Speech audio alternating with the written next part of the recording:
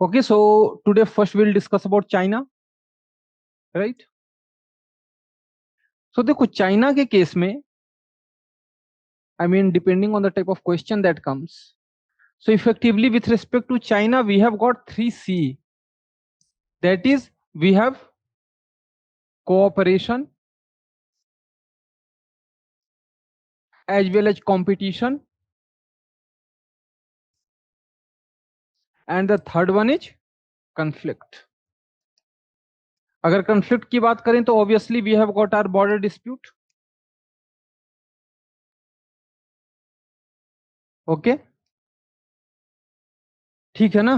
उसके अलावा देखो साउथ चाइना सी वगैरह में we do not have any conflict. ठीक है, because there are no open conflicts and unnecessarily we do not want to put, because yes there are differences, but उसके regarding कोई conflict हमारा नहीं है, whether with respect to South China Sea या किसी और में. हमारा और जो चाइना का इफेक्टिवली जो प्रॉब्लम है that is with respect to border dispute. और उसी बॉर्डर डिस्प्यूट में you can bring in Pakistan and CPEC, right? And this CPEC we know is a broader part of Belt and Road Initiative, and always remember BRI is that one area, that one topic where we have not agreed to. Most important जो 3-4 reasons है उसमें सबसे important है that BRI violates our sovereignty, क्योंकि वो जो POK के through जा रहा है and POK is our area. So that is why whether it is SCO, whether it is BRICS या किसी भी दूसरे समिट में हमने कभी भी BRI वाले डॉक्यूमेंट पर साइन नहीं किया है. We are the only outlier. So अगर आप बात करोगे with respect to BRICS, with respect to SCO, तो ठीक है चाइना और, एक मिनट यार, चाइना और इसमें, चाइना और हम में ठीक है there is competition, but yes there are differences. एक तो है बॉर्डर डिस्प्यूट, बॉर्डर डिस्प्यूट के साथ में with respect to BRI also. With respect to Pakistan we know कि जो टेररिस्ट के क्या होते हैं यूएनएससी में अंडर 1 to 6-7 सैंक्शंस कमिटी, जब भी हम नाम को लेकर के जाते हैं पाकिस्तान कोई ना कोई चाइना कोई ना कोई ऑब्जेक्शन लगा देता है. So that is another area of disagreement. Two से पाकिस्तान वाला जो केस है ना, टेररिज्म वाला जो केस है ना, it is not related to conflict. जो कंफ्लिक्ट रहेगा it will obviously be bilateral. हम किसी दूसरे के मामले में नहीं घुसते हैं. So whether it is related to South China Sea, or it is related to East China Sea, or it is related to Indo-Pacific, हमारे और चाइना के बीच में कंफ्लिक्ट नहीं है. ठीक है, ये क्लियर रखना. कंफ्लिक्ट जो है वो mainly with respect to border से. ठीक है, ये जो हम बात कर रहे हैं CPEC, इससे लेकर के basically we have got disagreement. So इस एक चीज को याद रखना, डिसएग्रीमेंट कहां है और कंफ्लिक्ट कहां है.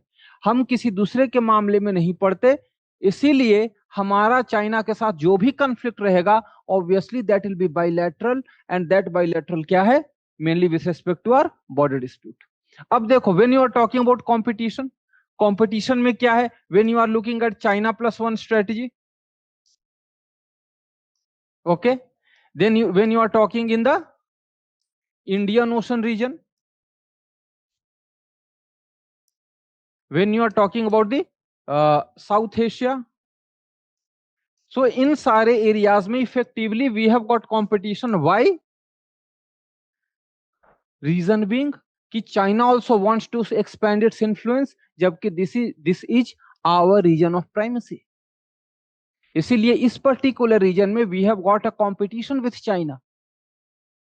ठीक है, फिर when we are talking about cooperation, तो देखो इंडिया और चाइना का जो कोऑपरेशन है याद रखना उसमें सिक्योरिटी नहीं आएगा कभी भी, लेकिन उसमें काउंटर टेररिज्म हमेशा आएगा.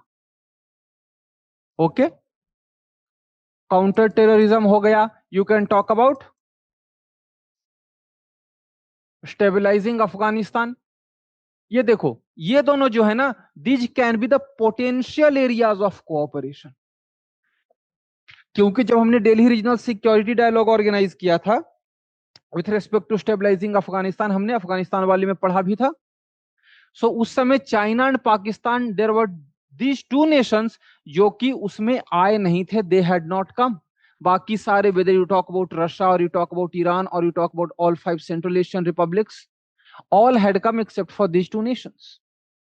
तो this is potential area of cooperation. हाँ, आपके केस में obviously there can be questions, लेकिन हमें वहां पे आंसर में बस बताना होता है कि which are the areas where we can cooperate. Okay, next area of cooperation obviously will be democratizing institutions of global governance.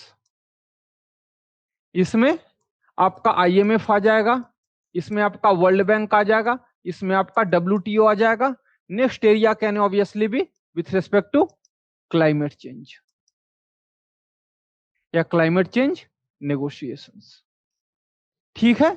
So these are the different areas where India and China both can cooperate, both can compete and both have got conflict. ठीक है.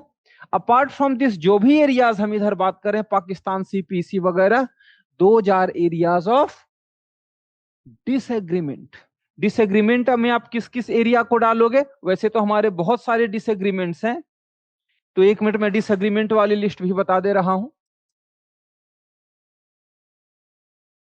देखो, disagreement में सबसे पहले तो with respect to we know Pakistan, मैंने आपको बताया भी है कि during operation Sindoor China has accepted that it was providing inputs, it was providing support to Pakistan.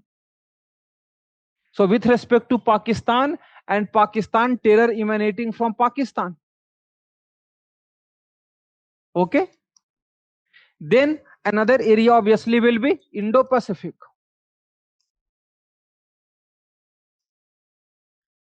China जो है, चाइना इसे एशिया पैसिफिक कहता है. ये कहता है that you are creating new geographies. Mainly criticises किसे करता है? यूएसए को करता है that you have got this cold war mindset. उस दिमाग के साथ आप जो काम कर रहे हो, प्रॉब्लम वहां पे लाई कर रही है. देन इंडो पैसिफिक के साथ आप क्वाड. क्यों? क्योंकि क्वाड को वो कहता है एशियन नाटो, कि whatever you are creating, तुम्हारा असल पर्पस क्या है? तुम्हारा असल पर्पस है टू कंटेन चाइना. आता हूं उसे कंटेनमेंट पर. क्वाड के अलावा एक और जो एरिया ऑफ डिसएग्रीमेंट है, दैट इज दलाई लामा. देखो, चाइना के केस में मामला बहुत सिंपल. क्या है? China it wants to have Dalai Lama. बाकी जो पंचेन लामा वगैरह के साथ क्या कर रखा है वो तो आपको पता ही होगा. So China wants, effectively China wants sinicization of Tibet. That is there should be one common culture, that is the dominant Han Chinese culture. और उसे लेकर के China has recently also passed a law. So now whether whatever the culture is of Tibet or it is Xinjiang or it is Manchurian region, इन सब को लेकर के कोई दूसरा कल्चर नहीं रहेगा. It will only be dominant Han Chinese culture. So what China thinks कि until Dalai Lama is there, and Dalai Lama is the spiritual as well as political head. वो पहले political head हुआ करते थे, अब उन्होंने छोड़ दिया. Now they have got a prime minister. In fact, India में भी there is a government in Tibetan government in exile which lives in India. उसके prime minister और बाकी सारे भी हैं. So the thing is that कि till Dalai Lama is there, Tibetans they will continue to look at Dalai Lama, and Dalai Lama he always says कि भैया we want autonomy. So Dalai Lama is never in favor of separation or secession of Tibet from China. Dalai Lama always talks about autonomy, that we should have freedom to practice our culture, practice our religion, to continue with our way of life, जो कि हो नहीं पा रहा है. Okay, सो जो Tibetans हैं, अगर दलाई लामा यहाँ पे इंडिपेंडेंट हैं, it means Tibetan they will continue to look at the Dalai Lama with a belief कि okay one day we will have freedom and we will be free to practise our culture. अभी क्या हो रखा है, Dalai Lama जो है वो 90 साल के हो गए हैं. And with respect to Dalai Lama there is this idea of reincarnation. ठीक है ना? इनका हमेशा री इनकारनेशन होता है. उसके रिगार्डिंग क्या होता है कि वैसे देखो इतनी ज्यादा कहानी की आपको जरूरत है नहीं, but I am just telling you so that you feel comfortable कि ये तो मुझे नहीं पता, वो तो मुझे नहीं पता टाइप से। क्या होता है कि जब Dalai Lama when he passes away, तो उसके बाद कुछ वो सिंबल्स देखते हैं पर्टिकुलरली, ठीक है, when he died what was his position, when he was being cremated, तो उससे जो स्मोक निकल रहा था उसका डायरेक्शन क्या था, तो कौन कौन से बच्चे उस पर्टिकुलर पीरियड में जन्म लिए एक पर्टिकुलर पीरियड में। उसके बाद वो जो बच्चे होते हैं उन बच्चों को दलाई लामा की चीजें दिखाई जाती हैं, आइडेंटिफाई कर रहे हैं नहीं कर रहे हैं, तो इसी के बेसिस पर some children they are shortlisted, और उनमें से एक जब ये श्योर हो जाते हैं क्योंकि ही इज द रीइंकार्नेशन, वो दलाई लामा बनते हैं। चाइना क्या कहता है, क्योंकि देखो पीछे में आई थिंक 6th या 7th दलाई लामा से पहले ऐसा कुछ नहीं था, लेकिन चाइना में जब ये किंग डायनेस्टी आई थी ना, उस समय it was the centralised authority. So उस समय तिब्बत पर उनकी सुदर्निटी थी। सो दलाई लामा के सिलेक्शन में भी उनका से होता था। And China talks about this system called as golden urn system, कि उसमें जो भी दलाई लामा के नाम पर चिट डाला जाएगा और उसमें से जो चिट निकलेगा वो गोल्डन अर्न, सोने का पात्र, उसमें से वो दलाई लामा बनेंगे। मैं आपको रफ आइडिया दे रहा हूं, इतना ज्यादा आपको कभी नहीं लिखना रहेगा, there can not be such a question. Okay, so अब चाइना क्या कह रहा है कि जो भी नेक्स्ट दलाई लामा आएंगे, he has to be with the permission of the central authority, that is the Chinese government. Okay, so what China wants is कि कल के डेट में जो भी दलाई लामा आते हैं नए, वो मैं अपनी मर्जी का बिठा दूंगा। तो कल के डेट में जब वो प्रीचिंग करेंगे, जब वो तिब्बतन पीपल को बोलेंगे that okay you should obey the central administration, the Chinese government, Chinese communist party, तो चूंकि Tibetan people they follow the Dalai Lama, they will simply start obeying. So China ने अभी क्या कर रखा है, उसने एक नकली दलाई लामा बिठा रखा है।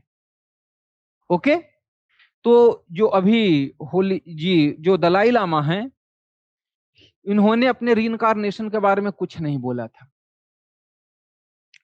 लेकिन अभी रिसेंटली पिछले साल 2 साल में, इनफैक्ट इस बार जब इनका बर्थडे आया उस समय भी he talked about his reincarnation and he has created a trust कि मेरा रीइंकार्नेशन का सारा मामला ये पर्टिकुलर ट्रस्ट देखेगा। अब चाइना का डर ये है कि सपोज जो नए दलाई लामा है, and Dalai Lama has said कि जो नए दलाई लामा है he will take birth in a free country. तो चाइना का डर यह है कि अगर जो नए दलाई लामा वो चाइना के बाहर के हो गए, so the institution of Dalai Lama will continue. If institution is continuing, तो लोगों का जो रेवरेंस है, Tibetan people reverence towards the Dalai Lama, it is going to continue. तो अगर दलाई लामा को लेकर के रेवरेंस अभी तक कंटिन्यू है और वो दलाई लामा एक्सेप्ट नहीं करते चाइनीज सेंट्रल अथॉरिटी को, तो तिब्बतन पीपल भी एक्सेप्ट नहीं करेंगे। सो चाइना का वो जो हेजेमनी है या लेजिटिमेसी है that it wants to gain into Tibet, वो नहीं हो पाएगा। सबसे बड़ा प्रॉब्लम वही है। सो चाइना क्या कहता है दलाई लामा को, कहता है wolf in sheep's cloth, and China calls the Dalai Lama as secessionist. और इंडिया को भी बोल रखा है कि तुम इस मामले में मत घुसो। इंडिया ने साफ साफ बोल रखा है कि देखो ही is a Holi guest and he has got freedom. उनका हर किसी के पास इंडिया में फ्रीडम ऑफ रिलीजन है, उनको जो करना है नहीं करना है वो अपना करेंगे। ये दी दलाई लामा का इशू है। So these are broadly areas, Quad हो गया, इंडो पैसिफिक हो गया, with respect to Pakistan, with respect to the Dalai Lama. ठीक है, चाइना कैसे साउथ एशिया में इफेक्टिव है वो सब तो हमने देख ही रखा है। ओके, नेक्स्ट देखो 3-4 चीजें हैं। सबसे पहला है doctor Jaishankar talks about 3 mutuals.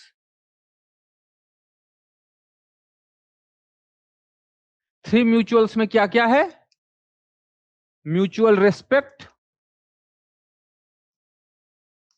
Mutual concern and mutual sensitivity. कहते हैं doctor Jaishankar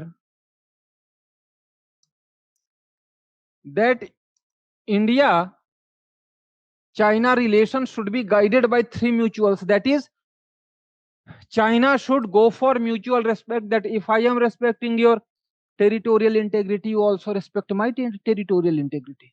If I am taking care of your concern, you take care of my concern. And if I am paying attention to your sensitivities, कि हर बात पर मैं Taiwan को नहीं लेकर के आता, तो तुम्हें भी नहीं लाना चाहिए. So these are the three mutuals that Dr. Jaishankar talks about, that the India-China relation should be guided by these three mutuals. उसके अलावा क्या है with respect to border dispute? तो देखो border dispute के regarding what India says? India says that the situation at the border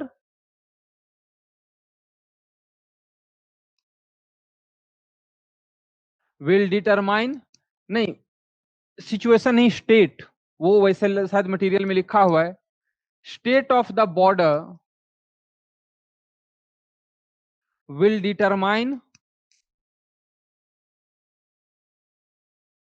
the strait of bilateral ties. मतलब कि अगर बॉर्डर पर लड़ाई चल रही है, बॉर्डर पर टेंशन है, तो ये मत सोचना कि रिलेशन नॉर्मल रहेंगे. अगर बॉर्डर पर टेंशन है तो रिलेशन में भी टेंशन रहेगा, अगर बॉर्डर नॉर्मल है तो रिलेशन भी नॉर्मल होगा. So India has directly linked the bilateral relations to the status of borders, that it is imperative for China to keep the borders peaceful if it wants cordial relations या harmonious bilateral relations. जबकि China क्या कहता है? China कहता है कि keep it at its appropriate place.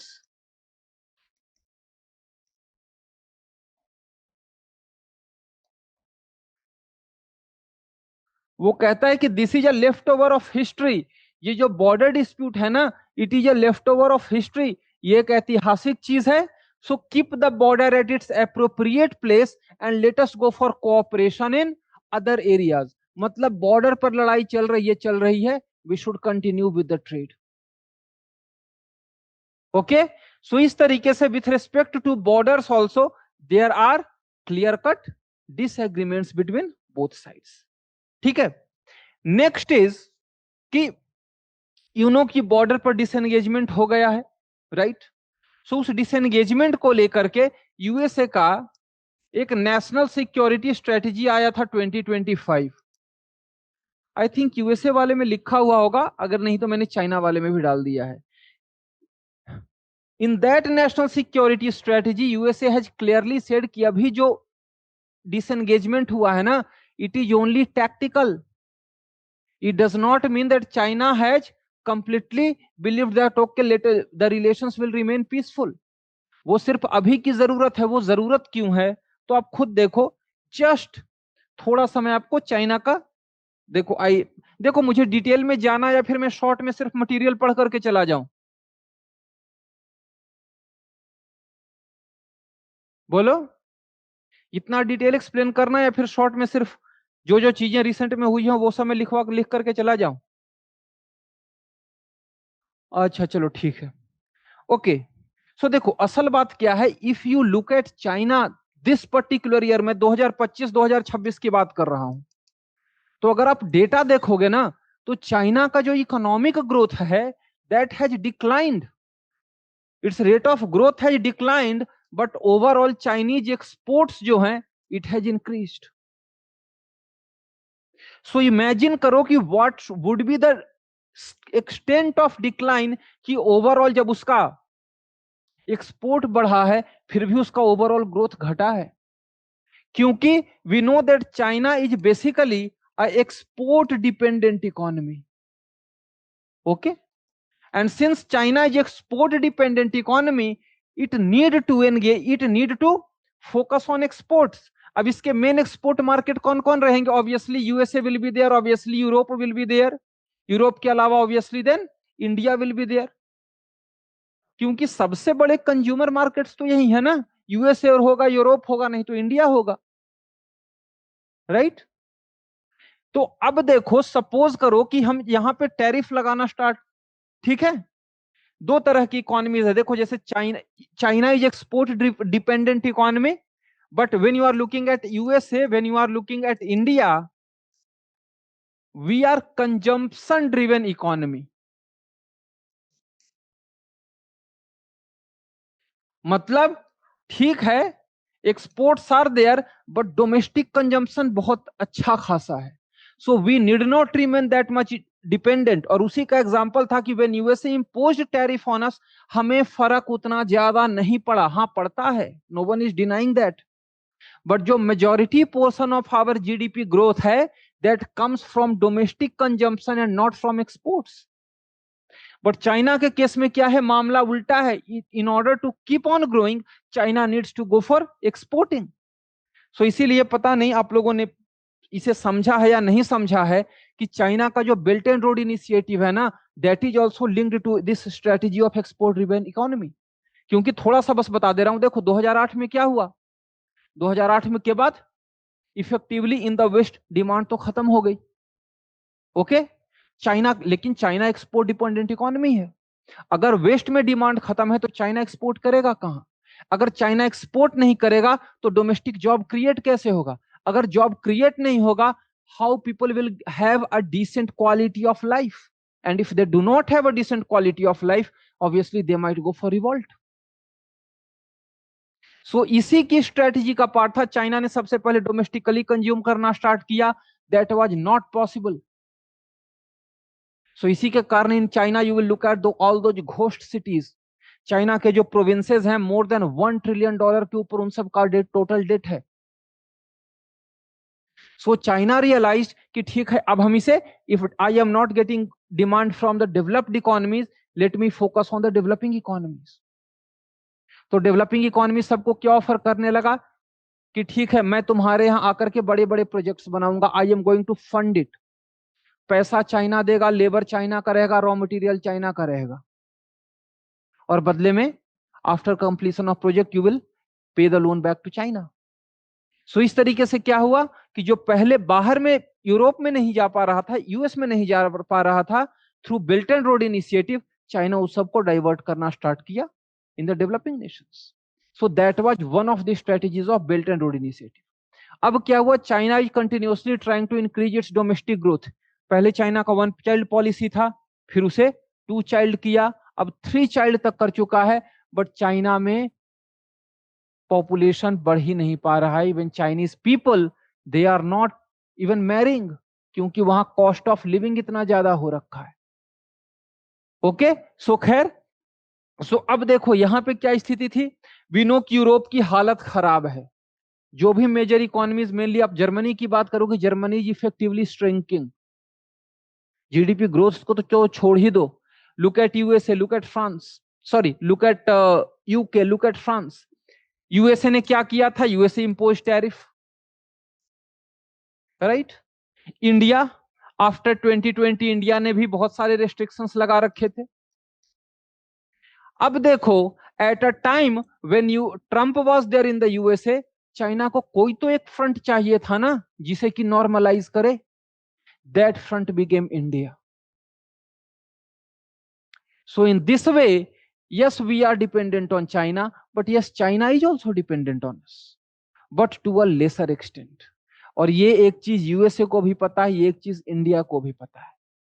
Okay तो खैर, this is related to this China का export driven economy and why it went for all of this. ठीक है, हम क्या डिस्कस कर रहे थे. हाँ, तो नेशनल सिक्योरिटी स्ट्रेटजी, तो उसमें वही यूएसए ने लिख रखा है. हम वही थोड़ी देर में नेशनल सिक्योरिटी स्ट्रेटजी पढ़ेंगे. ठीक है. So with respect to China, now let us go and look at the material की मटेरियल में और क्या क्या पड़ा हुआ है.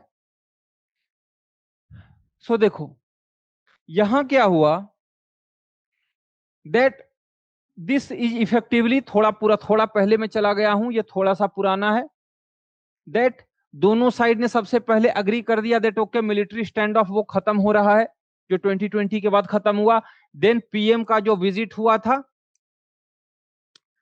On the sidelines of BRICS, अगर आपको याद है, और यही जो 3 म्यूचुअल्स की अभी मैंने बात की ना, जो डॉक्टर जयशंकर ने भी बोल रखा था, तो वही है mutual trust, mutual respect and mutual sensitivity.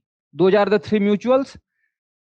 और ये जो दोनों तरफ के बॉर्डर के रिगार्डिंग जो रिप्रेजेंटेटिव्स हैं, चाइना के जो वेंगी हैं और हमारे तरफ अजीत डोवाल हैं, these were 6 consensuses that were agreed upon.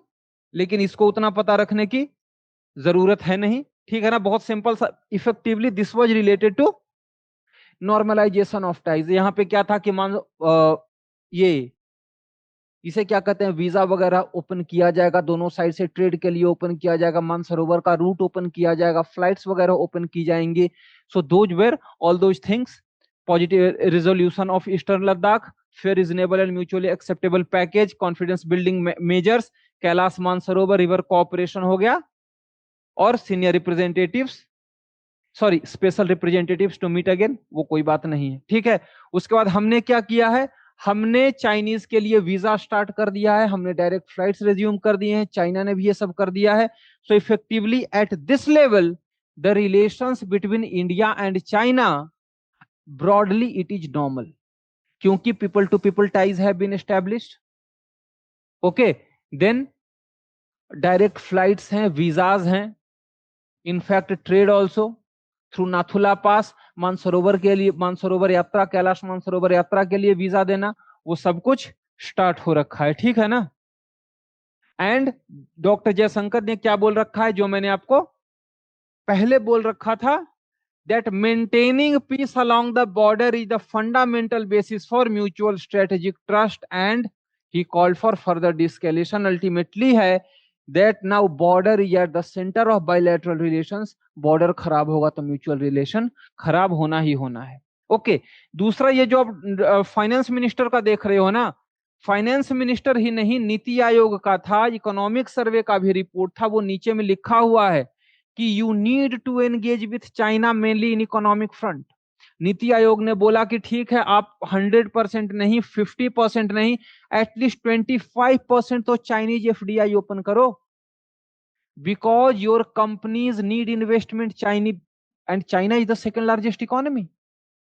So for India to grow fastly, you need investment, and that investment includes that the one comes from China. तो ठीक है, आप उनको कंट्रोलिंग स्टेक भले मत दो, but at least open that door, open that window, जिससे कि चाइनीज इन्वेस्टमेंट इंडिया में आए। वो नीचे में लिखा हुआ है, whether it is finance minister और इट इज नीति आयोग या फिर economic survey, all of those have agreed. तो अगर आपको सजेशन में डालना है तो आप लिख सकते हो नीचे में जो नीति आयोग ने बोल रखा है कि as recommended by NITI Aayog, कम से कम जो 24% है वहां तक FDI can be open, so that Chinese investment can come to India without giving away the controlling stake to China.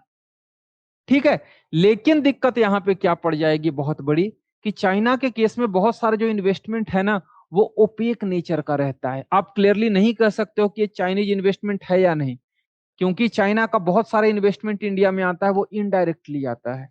और वो हमारे लिए बहुत बड़ा डर है कि पता चला कि हमने 24% तो सिर्फ चाइना, मेनलैंड चाइना की किसी कंपनी या किसी इंडिविजुअल को दिया, लेकिन उसने किसी दूसरे तीसरे तरीके से उसने फर्दर 26% या 27% ले रखा है।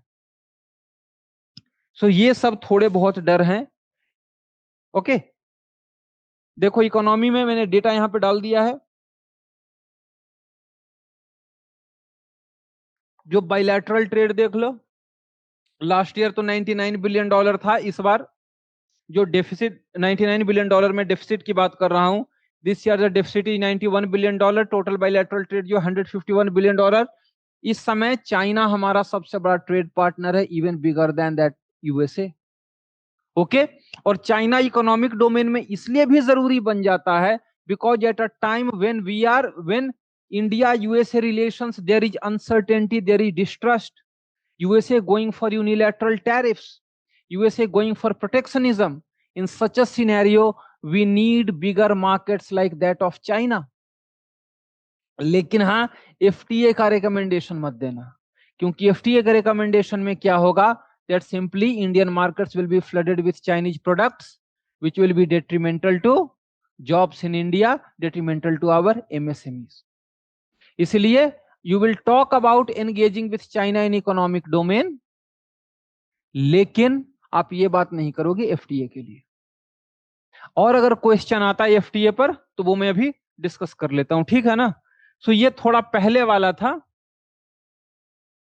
इससे पहले क्या था, अप्रैल 2020 में असल में क्या था कि जब कोविड आया था, थोड़ा सा बता दे रहा हूं, तो स्टॉक मार्केट भी नो बिल्कुल नीचे गिर गया था।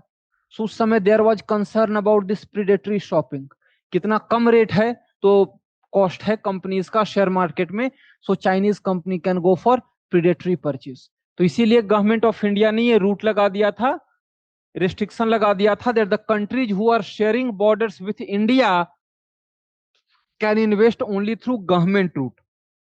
अब बताओ, शेयरिंग बॉर्डर्स में म्यांमार इन्वेस्ट करने आएगा, पाकिस्तान इन्वेस्ट करने आएगा, बांग्लादेश, नेपाल, भूटान, बड़ा big nation is only China.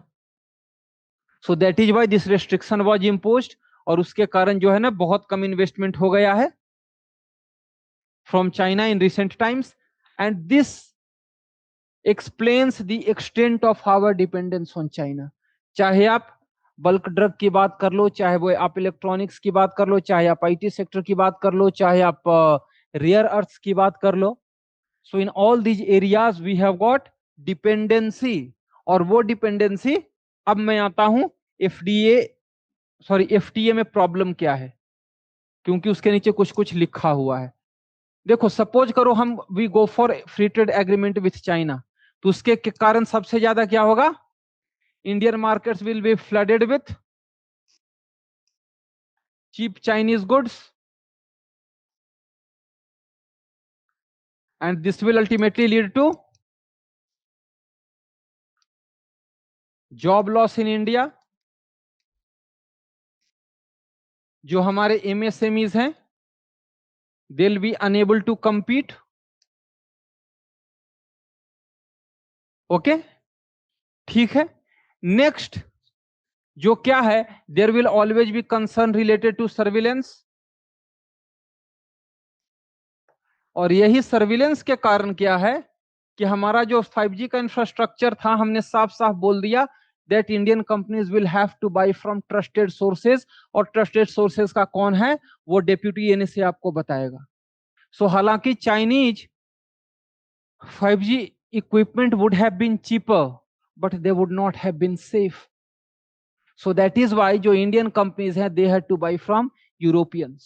उसकी लिस्ट दी गई थी, they were the European companies। So there is concern of silence surveillance। और तीसरी बहुत बड़ी दिक्कत क्या है, this might result in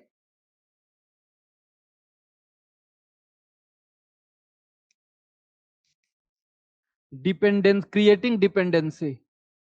अब देखो, अब यहां पे मैंने बोल दिया क्रिएटिंग डिपेंडेंसी, अब ब्रैकेट में डिपेंडेंसी थियरी एजी फ्रैंक मत लाना, ये वो वाली डिपेंडेंसी थियरी नहीं है, this is not about Marxist dependency, ये नॉर्मल वाली डिपेंडेंसी है। जैसे अभी अगर आपको याद हो, 1 साल पहले की बात है कि आपके यहाँ जो वो रेयर अर्थ वाले मोटर्स आते थे, रेयर अर्थ मैग्नेट्स आते थे जो आपके ईवीज में लगते हैं, चाइना ने आपको एक्सपोर्ट बंद कर दिया था ना। टनल बोरिंग मशीन आनी थी, जर्मन कंपनी का tunnel boring machine Chinese port पर कितने महीने तक पड़ा रह गया, चाइना उसे एक्सपोर्ट करने को, भेजने को तैयार नहीं था। ओके, उस डिपेंडेंसी में प्रॉब्लम है। Why? Because China can go for weaponising trade. अभी जैसे कि यू मस्ट हैव हर्ड कि जब ऑस्ट्रेलिया ने बोला कि कोविड का इन्वेस्टिगेशन करो, उसके बाद ऑस्ट्रेलिया के साथ क्या किया था, ऑस्ट्रेलिया का 30% of export it used to go to China. उसने क्या किया, 80% टैरिफ चढ़ा दिया आई थिंक बार्ली पर, बाकी जैसे बीफ वगैरह का इंपोर्ट बंद कर दिया, क्रिएटिंग प्रेशर। अभी जैसे कि जापान के केस में, और जब हम इंडिया जापान, जब हम जापान पढ़ेंगे उस समय हम देखेंगे कि अभी जापान के केस में रेयर अर्थ को लेकर के जापानीज बिजनेस, जापानीज इन्वेस्टमेंट्स, सब कुछ को लेकर के रेस्ट्रिक्शन लगा रखा है। क्यों? Because the Japanese prime minister said that if China goes for attacking Taiwan, we might have to come to the help of Taiwan. So अगला डर क्या है, China going for weaponisation of trade. I hope you people have examples जो अभी मैंने बताया। और ये देखो, this idea of weaponisation of trade, this idea of creating dependency, this weaponisation goes against the idea of नियोलिबरलिज्म। सो अगर क्वेश्चन आता है कि चैलेंजेस टू नियोलिबरलिज्म या चैलेंजेस टू नियोलिबरल ऑर्डर, उसमें आप ट्रंप की यूनिलैटरल टैरिफ की तो बात करोगे ही करोगे, but at the same time you will also talk about China going for weaponisation of trade, specific targeting.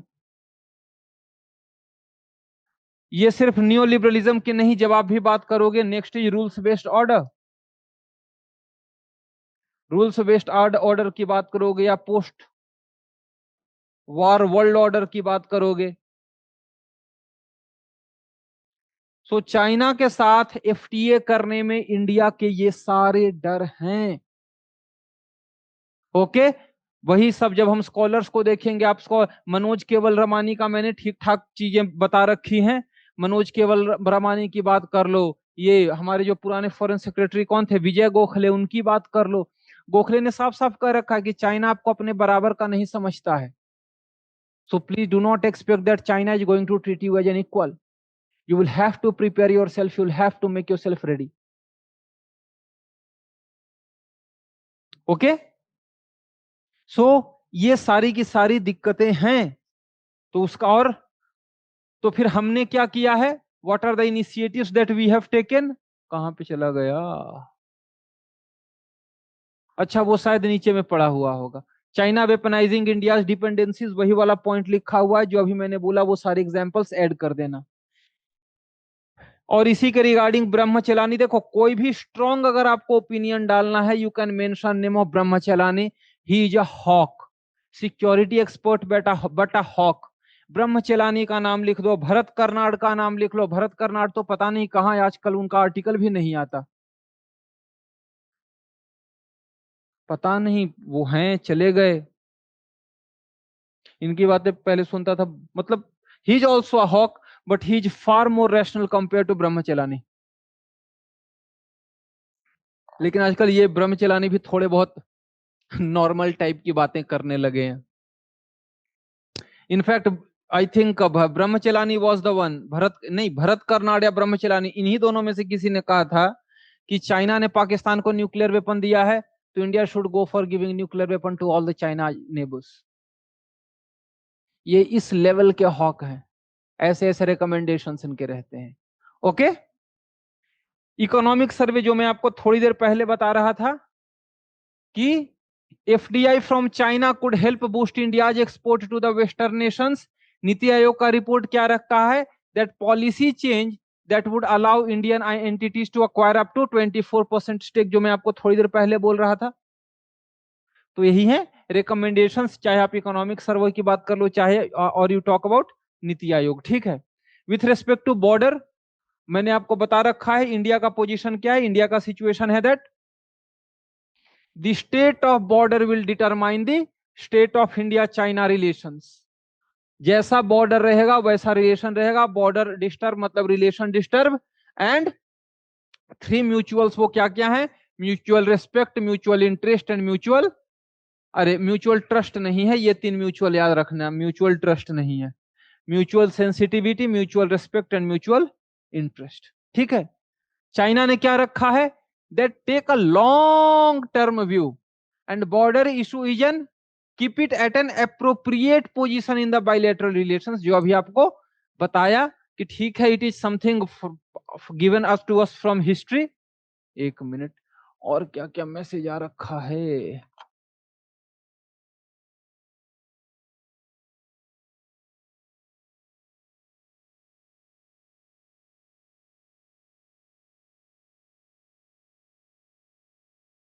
हाँ चलो ओके।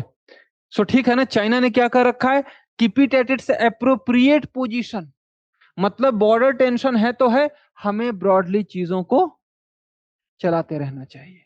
ठीक है, सो ये दोनों के बीच का डिफरेंस है, लेकिन हमारा पोजीशन क्या रहेगा, हमारा पोजीशन यही रहेगा जो डॉक्टर जयशंकर का पोजीशन है। और सपोज करो if you have to conclude with respect to India and China, तो you can bring in the concept of realisation of Asian century.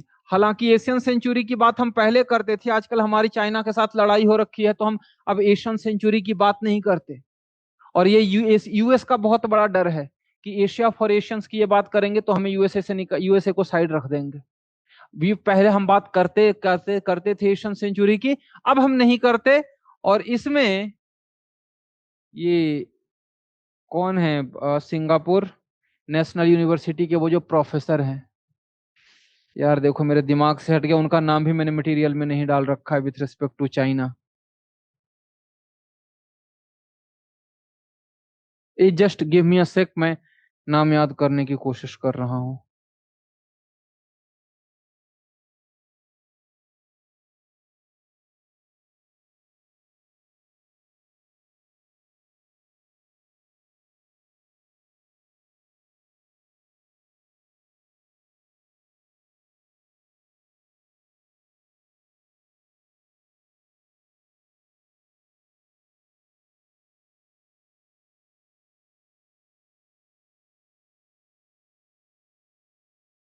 और देखो अभी मुझे याद आ नहीं रहा है, अगर मुझे पढ़ाते पढ़ाते याद आ गया तो मैं बता दूंगा, यहाँ पे भी मुझे वो दिख नहीं रहा है।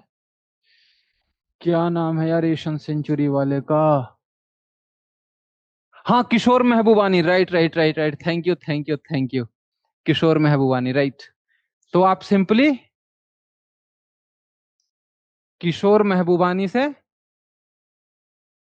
You can talk about, when you are talking about cooperation, that India China cooperation can be a win-win partnership in realization of Asian century. Realization of Asian century की आप बात कर सकते हो.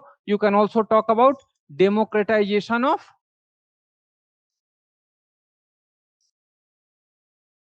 of institutions of global governance. Okay okay? ये सारी की सारी बातें आप कर सकते हो with respect to cooperation. Okay, so ये दोनों हो गया. अब देखो एक और बॉडी की बात करोगे, और this becomes important why with respect to Indian Ocean region. कि इंडियन ओशन रीजन में what are the challenges that India is facing. उसमें से ठीक है हमने तो देख लिया था कि what are the initiatives India has taken. एक बहुत बड़ा चैलेंज है आपका China Indian Ocean Region Forum. कि China is trying to institutionalise its cooperation in the Indian Ocean region. उसके कारण क्या है कि चाइना को एक परमानेंट प्रेजेंस मिल जाएगा. China will deepen its cooperation, ultimately challenging, and this will obviously be a challenge to India's primacy in the region, in the Indian Ocean region. ठीक है, so obviously this is, and that is why when we are talking about competition, Indian Ocean becomes another area of competition between India and China. कारण क्या है? This China Indian Ocean region forum. क्योंकि पहले तो it went for what we call as string of pearls. It went for building infrastructure, having ensuring its presence, but now it is trying to institutionalize its cooperation. Okay, ये याद रख, ये करने की जरूरत है नहीं. नेक्स्ट देखो with respect to China in South Asia, this is the specific data. Himalayan Quad की बात हो गई, भूटान के साथ भी चाइना की बात चल रही है, दोनों के दोनों बीच में नेगोशिएट कर रहे हैं with respect to resolving the borders. और उसके रिगार्डिंग जो 3 स्टेप रोड मैप बता रखा, लेकिन 3 स्टेप रोड मैप क्या है? That no one knows, more than 25 rounds of talks have taken place, and this is basically engagement. Bangladesh के साथ जब बांग्लादेश प्राइम मिनिस्टर गए थे चाइना, उनके साथ वो जो हो रहा था कि बांग्लादेश चाइना और म्यांमार कॉरिडोर वगैरह वाली बात, वो हमने बांग्लादेश में पढ़ रखा है, तो वहां से भी रेफरेंस ले लेना. ठीक है ना? और उसे आप एग्जाम्पल बना सकते हो with respect to cooperation between India and China. किस लिए? For developing infrastructure in the South Asia. याद करो एक क्वेश्चन आ रखा था ना, that how this India and China can cooperate with respect to Nepal, कुछ ऐसे ही करके एक सवाल आया था, आई थिंक 10 मार्कर था. तो उसी तरीके से यू कैन ऑलवेज गिव, जैसे कि विथ रिस्पेक्ट टू बांग्लादेश. तो देखो ठीक है, एक तो है कि हम we do not want any Chinese presence, but suppose करो with respect to redevelopment of Teesta की बात कर लो, या फिर डेवलपमेंट ऑफ चिटागोंग पोर्ट की बात कर लो. So India and China can go for cooperation. This will help in building mutual trust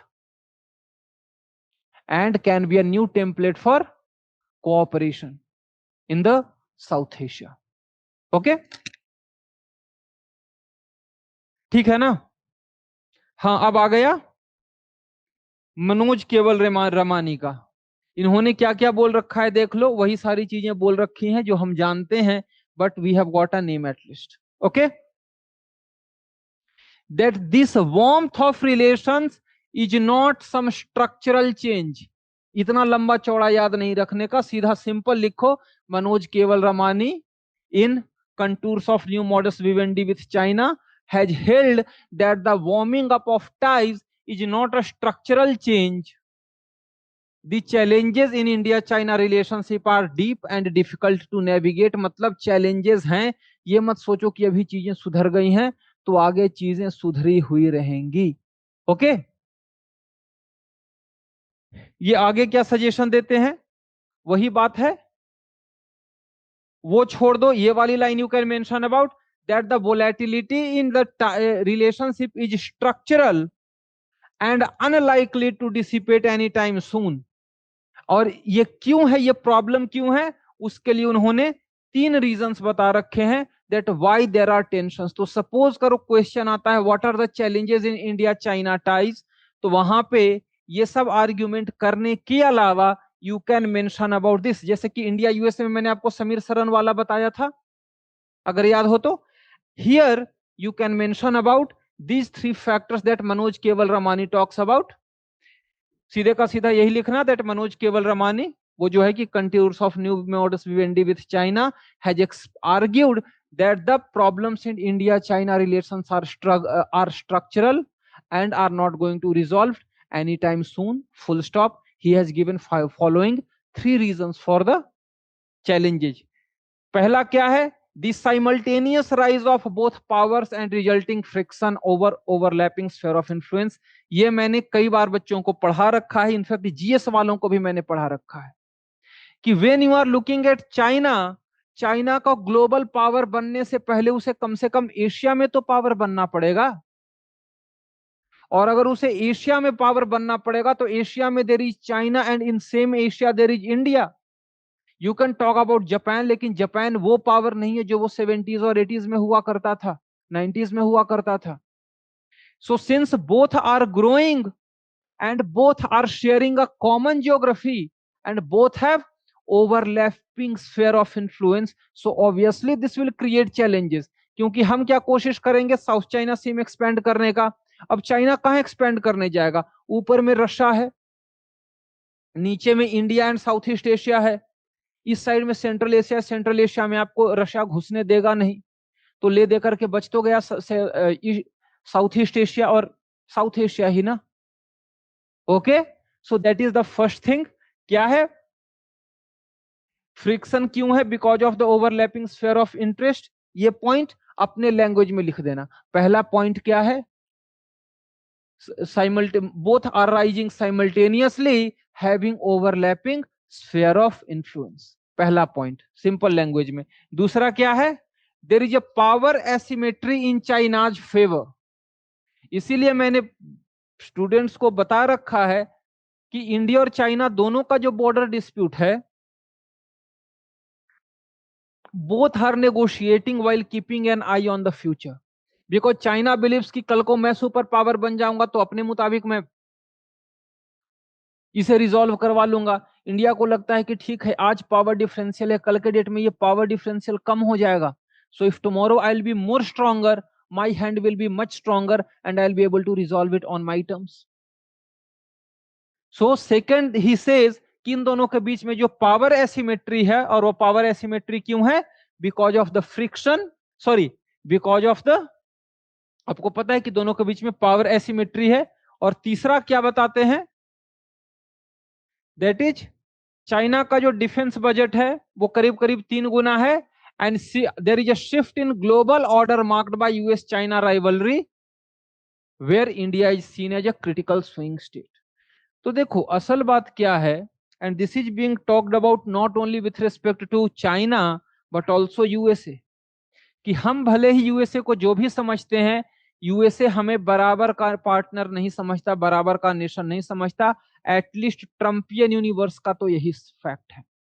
Trump को लगता है कि यूएसए उसके बराबर का है, चाइना सॉरी रशिया उसके बराबर का है, चाइना उसके बराबर का, इंडिया बराबर का नहीं है. सिमिलरली चाइना फील्स की रशिया यूएसए उसके बराबर का है, इंडिया नहीं है. सो अगर चाइना आपको अपने बराबर का नहीं समझता, वो आपको बराबर का नेगोशिएट नहीं करेगा. So third is about shift in global order marked by US-China rivalry and talk about China as the emerging superpower या China as the revisionist power. Okay, so these are the three factors why Manoj केवल Ramani says कि जो India और China के बीच के जो tensions हैं वो स्ट्रक्चरल हैं and they are not going to resolve. वो सजेशन क्या क्या देते हैं? देखो सजेशन वही सारी चीजें हैं. देखो सबसे सिंपल उन्होंने क्या बोल रखा है, देखो और डिफेंस वाइज तुम 1/3 हो तुम्हारा डिफेंस बजट, जीडीपी वाइज तुम 1/5 हो, so obviously he will recommend about increasing your economic growth, defence budget. So that is why he says कि जो पावर गैप है ना उसे कम करो कैसे? Through sustained economic growth and investment in infrastructure, defence etcetera etcetera. Second, with respect to eastern Ladakh में जो चल रहा है that you refuse to accept. क्यों? क्योंकि चाइना का जो है ना वो वही सलामी स्लाइसिंग टेक्निक है. हम कहते हैं 2 स्टेप फॉरवर्ड 1 स्टेप बैकवर्ड, मतलब इफेक्टिवली 1 स्टेप का तो गेन हुआ. And China knows that India is a democracy. The government के ऊपर प्रेशर होता है मामले को रिजॉल्व करने का. So government will have to show the people कि चलो देखो हमने मामले को रिजॉल्व कर दिया. और उस चीज चूंकि चाइना के पास तो टाइम ही टाइम है, China does not have to respond to its people but India has to answer to its people. So China के लिए यही एक एडवांटेज बन जाता है. ओके लेकिन इस बार वही बात हुई, द गवर्नमेंट ने पूरे का पूरा डोमेस्टिक डिस्कोर्स से उस मामले को साइड कर दिया. Okay so that is why he suggest कि you refuse to alter the accept the alter ground reality. देखो इसे माइनस भी कर सकते हो, पॉइंट नंबर 1 लिख लेना. Second, he talks about continuation of dialogue and pragmatic management of friction. देखो रेजोल्यूशन की बात नहीं हो रही है क्योंकि प्रॉब्लम स्ट्रक्चरल है. So if we can not resolve at least let us manage it. So ये वही कह रहे हैं that you go for managing the conflict, managing this conflict rather than resolving it. Shift from decoupling to derisking. और यही बात USA और EU ने भी बोल रखा. उनकी भी अगर आप चाइना स्ट्रेटेजी अगर आपको याद होगा मैंने लिखवाया था, बताया था कि उनका भी स्ट्रेटेजी है ये. उनका क्या है? We will go for de risk, we will go for diversify but we will not go for decoupling. क्योंकि China is the second largest economy. जो भी सारे के सारे सप्लाई चेन्स हैं all of them are linked to China. So how can you decouple from China?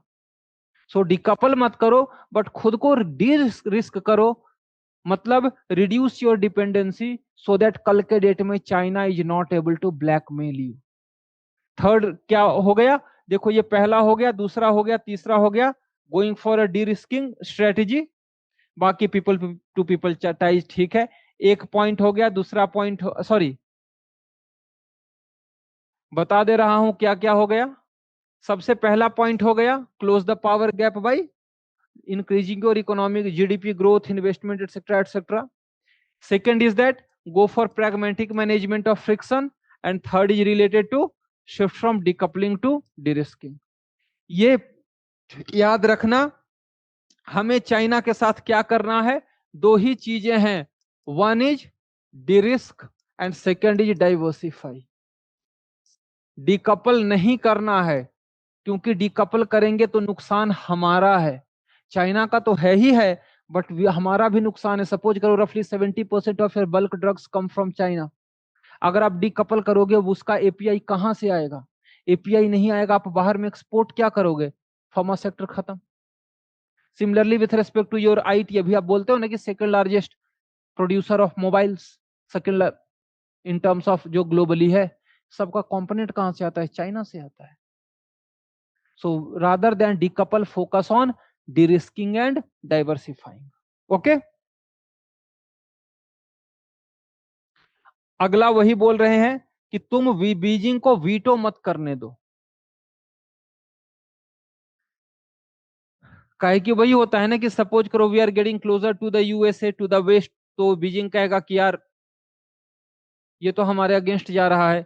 सो हम Beijing को वो वीटो नहीं लगाने दे सकते. 2007 में जब क्वाड बना था उस समय बीजिंग वॉज दैट फैक्टर, क्योंकि हम बीजिंग को गुस्सा नहीं दिलाना चाहते थे, हम नहीं दिलाना चाहते थे, हमसे ज्यादा ऑस्ट्रेलिया नहीं दिलाना चाहता था। सो उस समय 2007 में क्वाड नहीं बन पाया। So that is what he is saying कि Beijing can not exercise a veto about India's foreign partnership. तुम किसके साथ एंगेज करते हो, that should be India choice, and what he suggest कि यूएसए और इंडो पैसिफिक नेशंस के साथ you go for strengthening your ties. ठीक है, और एक और चीज मैं बता दे रहा हूं विथ रिस्पेक्ट टू चाइना, याद रखना हमेशा, और आप में से बहुतों ने यह गलती की है, मैंने कॉपी में देखी है, चाइना के केस में कभी मत लिखना that India going for containment of China. ये हमारा टारगेट नहीं है, हम किसी को कंटेन नहीं करते, rather than containment it is about to ensure peaceful rise of China. Okay, या फिर दूसरा क्या है, rise of China does not lead to instability.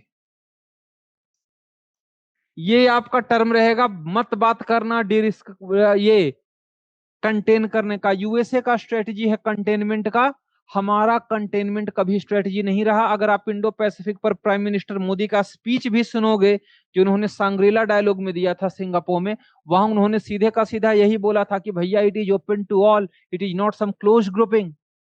अगर आपको क्वाड में आना है, इंडो पैसिफिक में आना है, एनी नेशन कैन पार्टिसिपेट।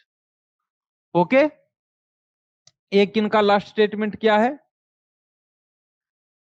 हमें, और ये अगला कांड जो कि हम हर जगह करते हैं यूएसए के साथ भी, we go through nostalgia and slogans. Russia के केस में सबसे ज्यादा भैया दोस्त है दोस्त है, या फिर with respect to Palestine India has got historical commitment, historical commitment.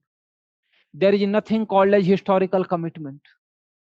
याद रखना, जो कि हमने पढ़ रखा है, वेदर इट इज मेकियावेली या उनसे पहले चाणक्य ने लिख रखा था, it is all about national interest. अभी जैसे कि ये सब आप वैसे लिखना मत, एमनेस्टी का एक रिपोर्ट आया है कि इंडिया ने बहुत सारे ऑफेंसिव वेपन के पार्ट्स भेजे हैं इसराइल को। I think they were talking about more than thousands of shipments, जबकि इसराइल वाज अटैकिंग गाजा। हमने तो उसे भी भेजा, अर्मेनिया को भी भेजा। So this shows a shift from that idealism to a pragmatic pragmatism, या फिर pragmatic realism. Now we are not into that ideological nostalgia कि तुम डेमोक्रेसी नहीं हो, हम तुमसे एंगेज नहीं करेंगे। जरूरत पड़ने पर we are engaging with Myanmar, we are engaging with Taliban, with respect to this Israel and Israel and Palestine, we have gone for dehyphenation। तो जो कुछ कुछ जो आप लोगों ने आंसर अजीब अजीब चीजें लिख रखी हैं यार, खैर अभी हम किसी का टेस्ट कॉपी नहीं डिस्कस कर रहे हैं ना। देखो चैलेंजेस क्या क्या है चाइना के केस में, बहुत सारे तो मैं आपको, हाँ जयशंकर मुतक्की, हाँ अभी कुछ दिन पहले तो एक और एग्रीकल्चर मिनिस्टर आए हुए थे ना, अब तक तीन तीन मिनिस्टर आ रखे हैं तालिबान के यहाँ। सो ये सब देखो, और हाँ एक और क्वेश्चन जो है ना कि चेंजेस इन, मतलब कि recent features of India's foreign policy, उसमें आप लोग ना ऐसे ऐसे एग्जांपल्स दे रखो। एक ने लिख रखा है डीहाइफनेशन। भैया डीहाइफनेशन सिर्फ इजराइल पैलेस्टाइन के केस का एग्जांपल है। अगर हम फीचर्स की बात करेंगे तो हम ब्रॉडर इश्यूज की बात करेंगे, फोकस ऑन इकोनॉमिक डिप्लोमेसी, पहले हम नहीं करते थे, फोकस ऑन मिलिट्री डिप्लोमेसी जो हम पहले नहीं करते थे, फोकस ऑन डायस्पोरा, ये सारी चीजें हैं। बाकी तो आपका है ही, डिफेंसिव ऑफेंस की बात कर लो या फिर प्रीएम्प्टिव स्ट्राइक्स की बात कर लो, तो ये सारी चीजें हैं। एक ने बता रहा हूं आपको, एक ने कॉपी में क्या लिख रखा है, एक ने लिख रखा है कि इंडिया ने अपना ऑपरेशन सिंदूर पर वो जो क्वेश्चन था आई थिंक टेस्ट 6 में, कि how impact of operation Sindoor on the doctrine of nuclear deterrence, एक ने क्या लिख रखा है कि इंडिया ने अपना न्यूक्लियर डॉक्ट्रिन चेंज कर दिया है। इस तरीके के आप लोग सोचो, आप लोग मेंस लिख रहे हो और इस तरीके के स्टेटमेंट्स लिख रहे हो, मतलब you people are not even aware कि न्यूक्लियर डॉक्ट्रिन का मतलब क्या होता है और उसके अंदर किसी भी चेंज का कितना बड़ा मतलब होता है। जितने भी इंडिया के भी एंगेजमेंट्स चल रहे हैं ना, चाहे यूएसए के साथ को, ऑस्ट्रेलिया के साथ को, जापान के साथ को, कजाकिस्तान के साथ को, सबकी हालत खराब हो जानी है अगर न्यूक्लियर डॉक्ट्रिन में चेंज की बात हुई तो। प्लीज इस तरह की बेवकूफियां मत करो। वहां बोलो कोई अनपढ़ नहीं बैठा होता कि आपकी अंग्रेजी देख करके वो डन कर देगा। ओके, नहीं तो मेरे पास टाइम नहीं तो मैं एक एक की कॉपी निकाल करके मैं डिस्कस कर देता। Okay, next, with respect to trade we have already seen that more than $90 billion का क्या है हमारे पास, ट्रेड डेफिसिट है। And China has not been opening its markets, it continues with those tariff and non tariff barriers. So वो trade को लेकर के इश्यूज हैं। नेक्स्ट, और बाकी तो आपका ये सारे एग्जांपल्स आपके है ही, एक्सपोर्ट ऑफ रेयर अर्थ हो गया, ईवीज हो गया, विंड टर्बाइन वगैरह वगैरह हो गया। हमने क्या क्या इनिशिएटिव लिया है, ये this can be a better question for your GS3। लेकिन अगर क्वेश्चन ये भी आता है with respect to emerging technology what India initiatives India has taken, तो यहाँ पे वही सारे कुछ कुछ एग्जांपल्स हैं, how we are trying to create our own position in the rare earth sector, how we are in fact cooperating with US etc. Okay, next is with respect to quad को Beijing कैसे देखता है, exclusive clique aimed at containing China. Quad पर मैंने आपको पहले बता रखा था, क्वाड पर देयर इज डिसएग्रीमेंट। हम कहते हैं it is open for all, meant for ensuring peaceful, ensuring peace and tranquillity, maintaining free and open Indo Pacific. China क्या कहता है, that it is an exclusive clique aimed at containing China. ठीक है, और ये वही ट्राइलेटरल की बात हो रही थी पाकिस्तान और बांग्लादेश के साथ, creating an alternative to SAARC. Next is with respect to Pakistan, जो उनका कोऑपरेशन है, in fact during operation Sindoor China has agreed that it provided assistance and support. वो चाइना पाकिस्तान को मिलिटरीली भी, मिलिट्री बिल्डअप में भी काम कर रहा है, मिलिटरीली हेल्प कर रहा है, फाइनेंशियली हेल्प कर रहा है, टेररिज्म के केस में क्या कर रहा है, that is something we have already seen. With respect to Belt and Road Initiative already आपको स्टार्ट में डिस्कस कर दिया। देन दिक्कत वही है, one China principle, one China policy को लेकर के। खैर इसे ये मत लिखना, ये थोड़ा कंफ्यूजिंग टाइप का हो जाएगा क्योंकि आप इसे एक्सप्लेन नहीं कर पाओगे, इसे रहने दो।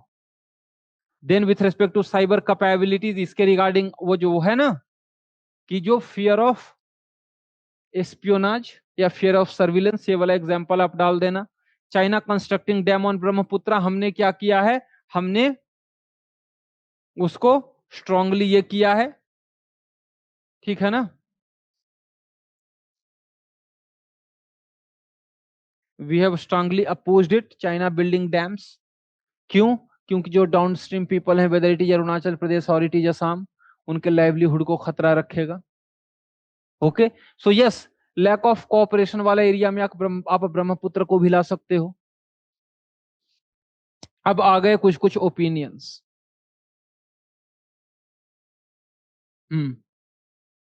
सी राजा मोहन का, ही टॉक्स अबाउट, ठीक है, aimed at grey zone warfare, aimed at eroding India's technological sovereignty. उसका एग्जांपल वही है, टनल बोरिंग मशीन, मैंने आपको बता रखा था, टनल बोरिंग मशीन चाइना के पोर्ट पर पड़ा रह गया लेकिन उसने भेजने नहीं दिया था, with respect to restriction of rare earth. उसके अलावा चाइना ने क्या किया था, जो एप्पल कंपनी है ना, एप्पल के बहुत सारे जो चाइनीज इंजीनियर्स इंडिया में आए थे उन सबको वापस बुला लिया था। So these are all examples about lack of cooperation या फिर lack of cooperation in the field of economy, because China does not want that India should rise and it should be in a position to replace China, क्योंकि उसे पता है कि अगर India rise कर लिया, रिप्लेस कर दिया चाइना को, तो जो चाइना की सेंट्रलिटी है ग्लोबल ऑर्डर में with respect to supply chains, वो खत्म हो जाएगा। ओके,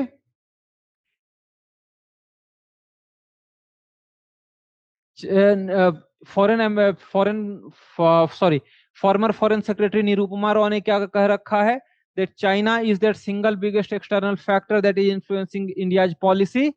और जरूरत क्या है, तो देखो जरूरत अगेन मनोज केवल रमानी इन्होंने सब बोल रहे हैं वही चीज, that it is a structural challenge. And what suggestions does she give?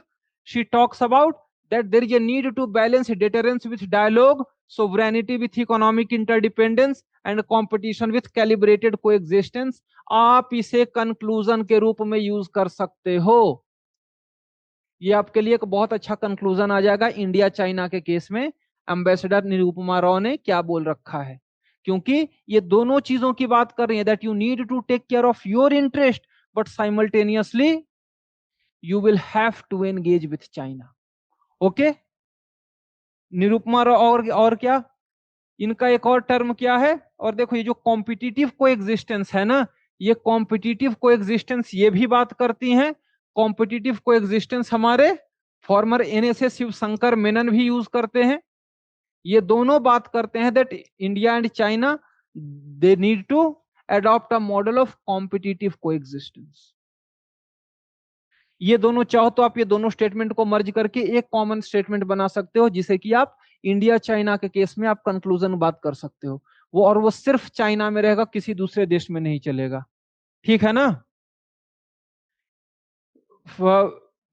और ये 3 म्यूचुअल्स की बात जो कर रहे हैं, mutual respect, mutual sensitivity and mutual interest, आपको बता रखा है.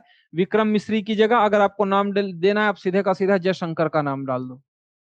ठीक है. देखो यहाँ पे दलाई लामा वाला इशू है, तो ये तो मैंने ऑलरेडी आपको एक्सप्लेन कर रखा है.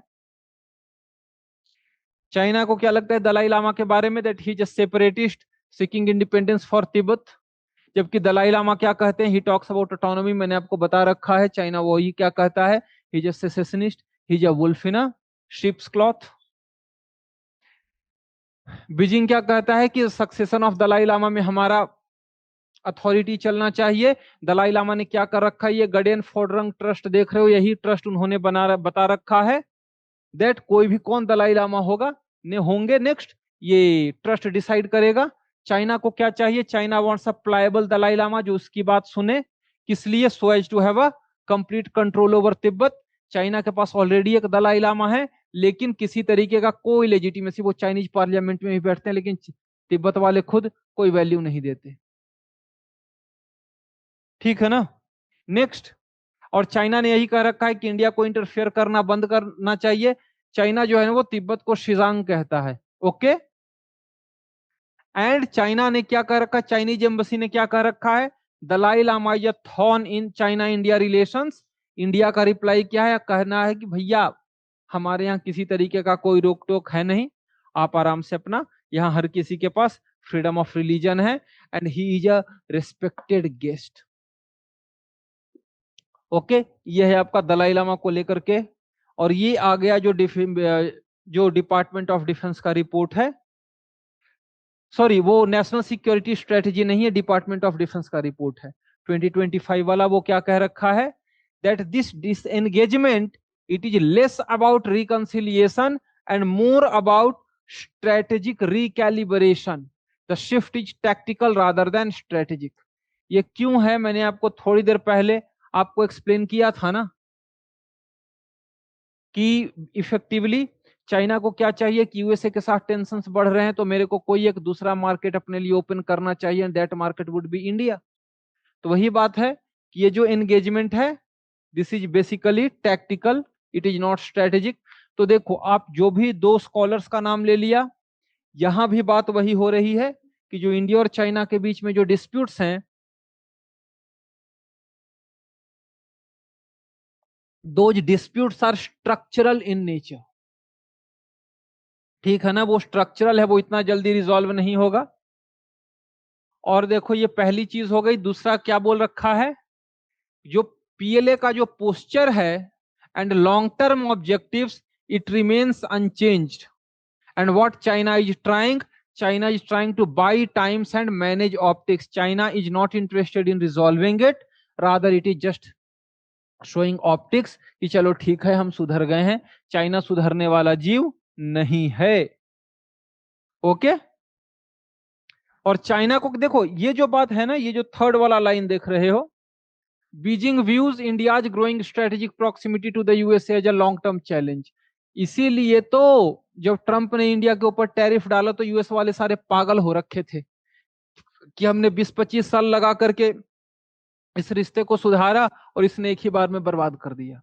देखो बीजिंग का है ना, बीजिंग का शुरुआत से ही लेकर के है कि बीजिंग वांट्स कि ठीक है, अगर इंडिया का हमारे साथ अच्छा रिश्ता नहीं है तो इसका वेस्ट के साथ अच्छा रिश्ता नहीं होना चाहिए। क्योंकि बीजिंग के दिमाग में ये है कि if India is engaging with the west, उसका पर्पस क्या है, मुझे कंटेन करना। So Beijing does not want that India and west should have good relations. Okay, तो इसीलिए मनोज केवल रमानी ने बोल रखा है कि Beijing must not hold a veto with respect to India's engagement with other nations. मैं किसी से भी एंगेज करूं, तुमको इससे कोई मतलब नहीं होना चाहिए। शॉर्ट में यही है। ओके, चाइना क्या, हाँ चाइना वही कर रहा है कि चूंकि ये दूसरा डायमेंशन है कि अगर इंडिया चाइना का रिश्ता थोड़ा सुधरने लगता है तो India getting closer to the USA वो थोड़ा पेस स्लो हो जाएगा। And that is written over here that China may be seeking to slow और complicate the deepening of India USA strategic partnership particularly in these areas. तो यहां भी देख लो, just जो कि मैंने लास्ट क्लास में डिस्कस किया था कि with respect to USA yes there are tensions in the economic domain, but in security, in case of military technology, all these areas India and USA the cooperation is deepening. So उसी के लिए scholars ने बोल रखा है कि भैया इतना डाइवर्स रिलेशनशिप है तो it is obvious that there will be disputes, but all it matters कि how the disputes are managed. ठीक है, आगे क्या रखा है with respect to Pakistan. Pakistan का पर्पस क्या है ये देखो, आप ये पॉइंट इंडिया चाइना में भी ला सकते हो, आप ये पॉइंट पाकिस्तान में भी ला सकते हो। That this dual track approach allows China to maintain pressure on India even while projecting diplomatic moderation. कि पाकिस्तान, बीजिंग जो है वो तो इंडिया के साथ रिश्ता नॉर्मलाइज कर रहा है, लेकिन बर्बाद किसके, लेकिन through Pakistan it is also pressurising. So इसलिए देखो मैंने हमेशा से कहा है पाकिस्तान अपने आप में कुछ नहीं है, but yes with Beijing it is a very big problem for us, and that is the reason why Beijing is continuously building up Pakistan military, क्योंकि उसे पता है कि पाकिस्तान को स्ट्रांग रखेंगे तभी इंडिया का टू फ्रंट थ्रेट रहेगा। ओके, देन अभी वाला जो है it is a pause, it would be prudent to engage but without illusion. ये भी वही बोल रहा है कि भैया तो इंडिया तुम एंगेज तो करो लेकिन इल्यूज किसी भ्रम में मत रहना।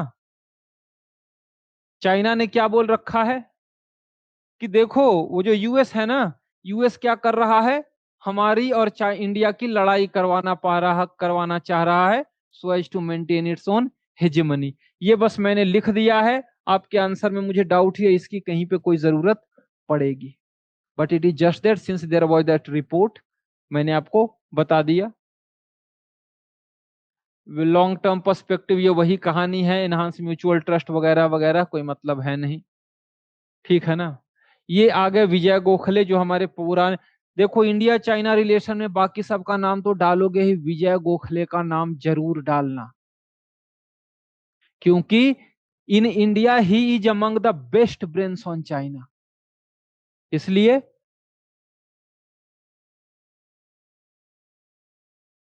अम्बेसडर विजय गोखले का नाम जरूर डालना। ठीक है ना, इन्होंने क्या बोल रखा है, इनका जो बुक है, बुक में जो अभी मैंने आपको थोड़ी देर पहले बताया कि चाइना जो है वो इंडिया को अपना कोई कॉम्पिटिटर नहीं मानता, मतलब इफेक्टिवली बराबर वाले तुम नहीं हो। पीयर कॉम्पिटिटर का मतलब आप कॉम्पिटिटर मत समझो, पीयर कॉम्पिटिटर।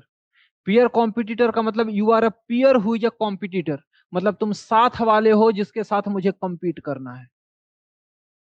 सो वही कह रहे हैं दैट चाइना, मैंने पहले भी बोल रखा था, China does not consider India as a peer competitor, and New Delhi's interests are unlikely to receive equal consideration to its own. आपकी बातों को बहुत ध्यान से वो सुनेगा भी नहीं, क्योंकि उसके पास रीजन नहीं है। And even if India wants to resolve the boundary question, लेकिन चाइना उसे फिर भी रिजॉल्व नहीं करेगा। And the coercive behaviour of Beijing is unlikely to change any time soon. China का ये बिहेवियर, चाइना आपको बराबर का नहीं समझता, even if you want to resolve your border dispute नहीं रिजॉल्व वो करेगा। इसीलिए चाइना का जो अप्रोच टुवर्ड्स इंडिया है, it is not going to change any time soon. Shiv Shankar Menon थोड़ी देर पहले आपको बताया, he also he talks about competitive coexistence. ठीक है, विथ चाइना ग्लोबल इशू पर कोऑपरेशन होना चाहिए, मल्टीलैटरल इंस्टीट्यूशंस पर कोऑपरेशन होना चाहिए, but India should strengthen its own capabilities without asking for confrontation. जैसे कि मैंने आपको जो बताया, यहां पे देखो विथ रिस्पेक्ट टू कोऑपरेशन जो हम बात कर रहे थे, यहां पे वो भी वही बोल रहे हैं ना कि with respect to global issues, ये जो आप देख रहे हो these are all global issues, तो वही बोल रहे हैं विजय गोखले के, ग्लोबल इश्यूज पर you go for cooperation, but you should have a cleared eye view rather than किसी भी तरीके का illusion. Okay, next is Tanvi Madan. Tanvi Madan का सजेशन क्या है, इंडिया की पॉलिसी क्या है, multi alignment with strategy caution. Okay, मतलब क्या है, we are cautious in engaging with China but still we are aligning with China. कैसे, look at the platforms like BRICS and SCO. So BRICS and SCO reflects multi alignment, however strategic caution कैसे हम USA, Japan, Australia और Europe के साथ engage कर रहे हैं, and this is again reflection of strategic autonomy. तो again अगर स्ट्रेटेजिक ऑटोनॉमी का क्वेश्चन आता है तो यहां पे देख लेना। एक बात और सबको बता दे रहा हूं, प्लीज आप लोग ना नॉन अलाइनमेंट और नैम ये दोनों में प्लीज डिफरेंस डालो, नहीं तो हर बार आप लोग गलती करते हो। देखो, if question is non alignment, this is policy, ये कोई ग्रुप नहीं है, this is not some institution. और वही अगर नैम लिखा हुआ है या नॉन अलाइंड मूवमेंट लिखा हुआ है, ये ऑर्गेनाइजेशन है। क्योंकि वेरी फ्रीक्वेंटली आप लोग नॉन अलाइनमेंट देखे क्वेश्चन में, आप लोग नेम डिस्कस करना स्टार्ट कर देते हो। Please don't do this. Policy of non alignment, policy of multi alignment, देखो, नॉन अलाइनमेंट हो गया, स्ट्रेटेजिक ऑटोनॉमी हो गया, मल्टी अलाइनमेंट हो गया, इशू बेस्ड अलायंसेस हो गया। इन सब में कोई फर्क नहीं है, effectively all of them are same. Interchangeably वैसे यूज मत करना, प्राइमरली आप डिस्कस करोगे स्ट्रेटेजिक ऑटोनॉमी को ही, बट इन दोनों में भी कोई फर्क नहीं है। Rather than ideology we focus on issue based alliances. Okay, next देखो, ये एक स्कॉलर आ गए, चाइनीज स्कॉलर यान जुटोंग। वो क्या कहते हैं कि इन दोनों को अवॉइड करना चाहिए कन्फ्रंटेशन, लेकिन होगा नहीं। वही बोल रहे हैं, strategic competition is likely to persist, क्योंकि दोनों के दोनों को वही ग्रेटर इन्फ्लुएंस चाहिए, कुछ और नहीं, जो मनोज केवल रमानी ने पहले बोल रखा है कि दोनों को both are rising powers, both have same sphere of influence, so conflict is inevitable. और वही बात ये भी बोल रहे हैं that ideally both should avoid strategic confrontation. क्यों, इससे क्या होगा, रीजन में स्टेबिलिटी आएगी। However it is the competition will continue. कारण क्या है, क्योंकि दोनों के दोनों को सेम रीजन में इंफ्लुएंस चाहिए। ओके,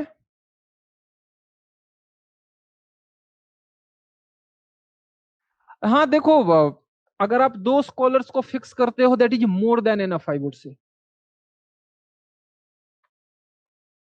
दो स्कॉलर को आप मोर देन एनफ आपका रहेगा।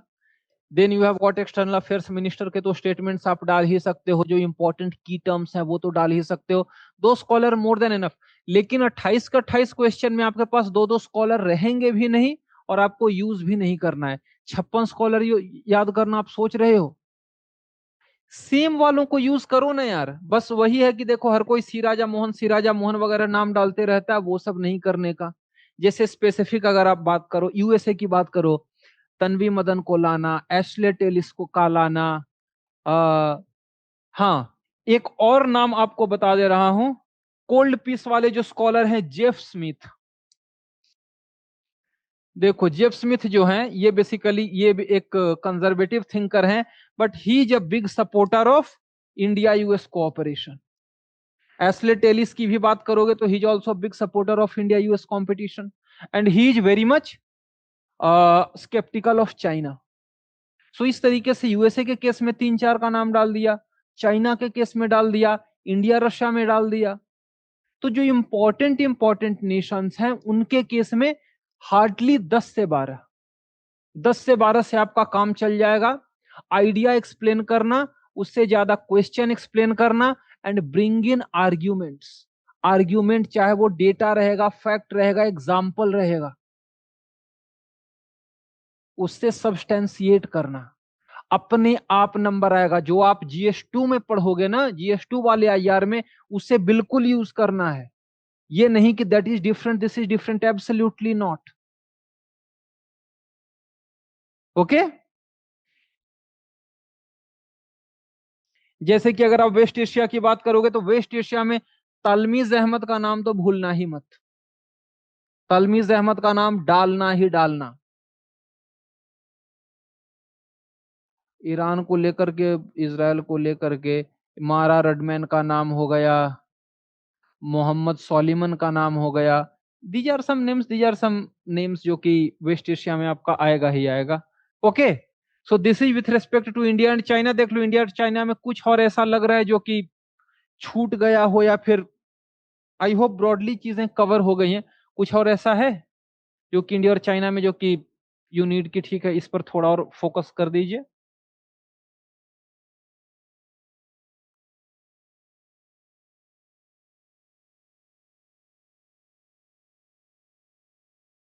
Okay. So so next we have got is India and Russia. देखो इंडिया रशिया का फैक्ट और डेटा यहाँ पड़ा हुआ है with respect to trade, with respect to investment. Trade का टारगेट $100 बिलियन का है, लेकिन सबसे बड़ा प्रॉब्लम ट्रेड में क्या है? जो हमें रूपी रबल मैकेनिज्म के लिए भी गए, उसमें सबसे बड़ा दिक्कत है trade deficit that we are having, और उसका solution that we have what is going for diversification. Okay, that India should go for engagement. और देखो इंडिया रशिया के केस में, देखो इंडिया रशिया के केस में सबसे पहले most of the areas are that of are cooperation. देखो इंडिया रशिया के केस में ठीक है आपका ट्रेड है ही। ट्रेड में obviously when you will talk about energy, you will talk about, then separately you have got is defense, nuclear cooperation, अगला आपका आ जाएगा कनेक्टिविटी, और उसके अलावा जो एक इंपॉर्टेंट वाला आपका रहेगा that would be global order. क्योंकि बोथ इंडिया एंड चाइना, हम both India and Russia, what do we want? We want a multipolar order. क्यों? क्योंकि देखो बात साफ साफ है, रशिया एक फॉर्मर सुपर पावर है। Would it want to be a junior partner of China? The answer is no. So obviously वैसे can Russia be a super power? It may desire but it will never be. So that is why हमेशा what Russia would want a multipolar order. अगर आप इसे चाणक्य के मंडल theory के मुताबिक भी ले चलो, so according to that also, you नहीं, यूनिपोलर हेजेमनी साथ ही साथ अगर G2 वाली भी बात आती है, अगर G2 की भी बात आती है, वहां भी रशिया के पास प्रॉब्लम है, हमारे पास प्रॉब्लम है। So that is why this term of multipolarity. देखो यूएस यूनिपोलर हेजेमनी से रशिया को ज्यादा प्रॉब्लम है, हमें उतनी प्रॉब्लम नहीं है। Yes, we desire for a multipolarity but we are not actively seeking it, Russia is actively seeking it. यहीं पे फर्क हो गया, ठीक है ना? क्योंकि even if we talk about that idea of G2 से क्या रशिया को कोई फायदा है? रशिया को कोई फायदा नहीं है। यस, अभी रशिया चाइना का नो लिमिट्स पार्टनरशिप है, but in that no limits partnership Russia is dependent on China more than China dependent on Russia. So that is why unipolarity वाला प्रॉब्लम नहीं, यूनिपोलैरिटी वाला हमें प्रॉब्लम नहीं है। Russia को problem है, लेकिन हम दोनों क्या चाहते हैं? मल्टीपोलैरिटी। ओके, सो अब आते हैं मंडल थियरी। तो if you go for a Mandal theory, तो ये भी क्या कहता है कि neighbour is a natural enemy and neighbours neighbour is a natural friend. So according to Mandala theory also, when we have got a conflictual relation with China, then the ancient wisdom also advises us that India should have good relations with Russia. India should have good relations with Afghanistan. India should have good relations with Iran. ऐसे करके देखो, इस तरीके से argue करोगे ना, अपने आप की टर्म्स भी आ जाएंगे और लगेगा भी नहीं कि आप जबरदस्ती कुछ इंपोज कर रहे हो.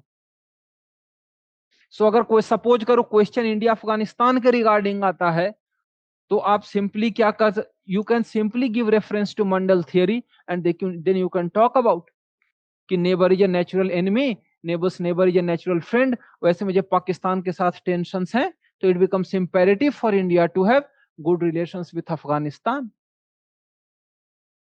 खत्म, एक आर्ग्यूमेंट हो गया. कोई बहुत ज्यादा थोड़े ना लगता है, simple.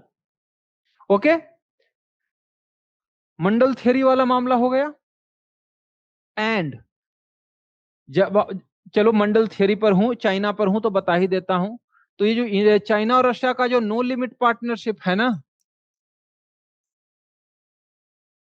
Yes, this no limit partnership is a problem for us. मैं साफ बता दे रहा हूं. When you are looking at Harsh Pant, या फिर in fact your C Raja Mohan also, C Raja Mohan को हटा दो, ब्रह्म चेलानी का नाम डाल दो. इन सब ने क्या बोल रखा है कि चूंकि अभी रशिया का डिपेंडेंस है चाइना के ऊपर, so that is why we can not rely that much on Russia. और वो ठीक है ना, क्योंकि since Russia is dependent, obviously Russia will not be in a position to provide support to India. Russia might deny it. Okay, but there are also scholars who say कि ये जो no limit partnership है ना, it is tactical in nature, ये strategic नहीं है. Tactical क्यों? क्योंकि अभी रशिया, देखो रशिया का जो पूरे का पूरा एनर्जी ट्रेड था, that was focused on Europe. Europe ने लगा दिए हैं सैंक्शंस, यूरोप तेल लेने को मना कर रहा है. तो अब रशिया तेल बेचे कहां? उसके पड़ोस में सबसे बड़ा मार्केट है, that is China. So Russia has build this power of Siberia pipeline. Okay, उधर से सामान नहीं आ रहा है, चाइना से जाएगा. सो Russia has got this dependence. तो वही बोला जा रहा है कि अगर सपोज करो, if tomorrow Russia's relations with Europe will, if Europe improves, so obviously Russia would prefer selling it to Europe rather than China. उससे में क्या होगा? Relation might weaken. सो इसीलिए this no limits partner is tactical, it is not strategic. और एक और policy का नाम याद रखना, that is pivot to Asia policy. Pivot to Asia है या पिवट टू ईस्ट है? पिवट टू एशिया ही है रशिया की पॉलिसी. ये जो 2014 के बाद जो इसने क्राइमिया पर एनेक्स किया, इसके ऊपर सैंक्शंस लगने लगे, then Russia realise that rather than focusing on Europe, I need to focus on Asia. So that is why Russia has taken efforts so as to improve its economic ties with India, with China, with India, with Southeast Asia. So Russia का भी जो पाकिस्तान के साथ जो engagement है ना, it is also being seen as part of its pivot to Asia strategy. Russia is search for alternate markets beyond China. Okay, वैसे भी मैंने पिवट वो पाकिस्तान वाले टॉपिक में तो बता ही रखा है, रशिया पाकिस्तान. ठीक है ना. तो अब देखो यहां पे क्या है, ट्रेड के केस में प्रॉब्लम क्या है? It is too focused mainly on energy. और एनर्जी के केस में since we have kept on buying despite US threat of sanctions tariffs, हम पर 25% एक्स्ट्रा टैरिफ लगा भी, तो इसके कारण क्या हुआ? This proved India's strategic autonomy. Okay, that India takes decision in its own supreme national interest rather than other Nations. Okay, ये ट्रेड हो गया। ट्रेड में एनर्जी वाला तो हो गया। एनर्जी के अलावा हाँ, देन ट्रेड के केस में एक और कनेक्टिविटी, चलो कनेक्टिविटी पर नीचे आ जाता हूं। Then you have got defence. Defence के केस में यू नो कि अभी पुतिन ने Su-57 के लिए भी ऑफर किया। Apart from that you know AK-203 BrahMos वगैरह, ये सारे के सारे आपके T-90 जो भीष्म टैंक है, all this things are there. Problem क्या रही है कि जो कटिंग एज टेक्नोलॉजी है जैसे कि ड्रोन्स, उनमें रशिया का बहुत अच्छा परफॉर्मेंस नहीं है यूएवीज में। Next is India is going for Atmanirbhar Bharat, going for domestic manufacturing. Okay, plus अभी क्या हुआ, because of all these tensions, all these problems, Russia के कारण जो टाइमली जो स्पेयर्स आने थे वो स्पेयर्स टाइमली नहीं आ पा रहे हैं। और चौथी दिक्कत, और चौथी और सबसे बड़ी दिक्कत क्या है, ये जो है no limit partnership. So all of these are challenges with respect to India Russia defence ties. ठीक है, नेक्स्ट देखो न्यूक्लियर कोऑपरेशन वी नो। अभी जो बात हो रखी है इसमें भी एक कौन सा एक्ट पास हुआ है with respect to private sector going for nuclear cooperation, setting up nuclear plants. जो भी एक्ट है वो देख लेना। सो अभी India and Russia they are negotiating about small nuclear power plants and floating nuclear power plants.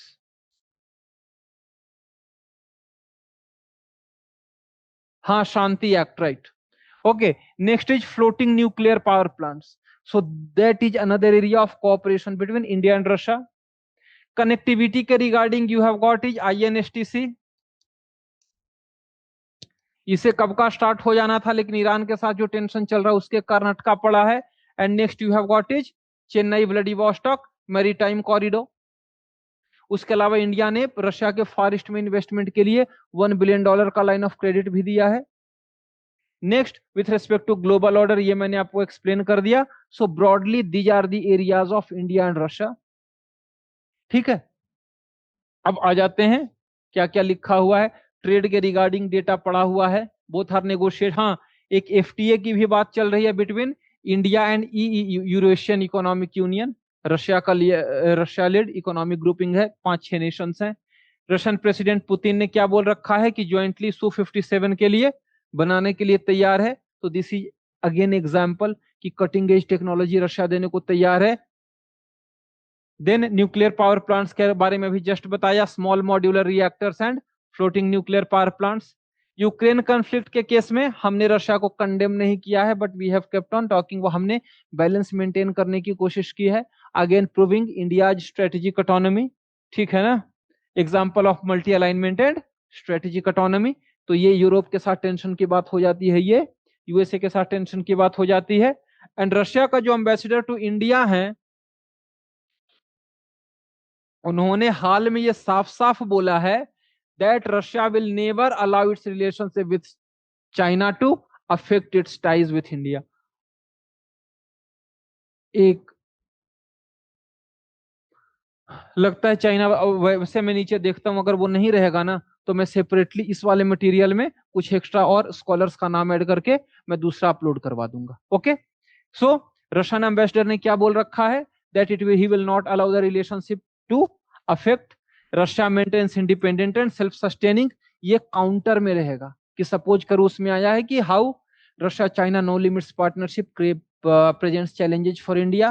तो आप challenges बताओगे, चैलेंजेस के बाद काउंटर करने के लिए आप रशियन एम्बेसडर का नाम डाल दोगे। एंड सर्गेई लेवरोव जो रशिया के फॉरेन मिनिस्टर हैं, he is talking about revitalisation of RIC, Russia India China forum. So इस तरीके से Russia can also play an important role in normalising India China ties. ये वही रशिया RIC फोरम की बात कर रहे हैं। RIC फोरम का फायदा क्या रहेगा? He says that it can act as a forum for pan-Eurasian cooperation and a multipolar global order. Multipolarity आपको स्टार्ट में ही बताया था ना, that both India and Russia wants multipolarity. Okay, Harsh Pant क्या कहते हैं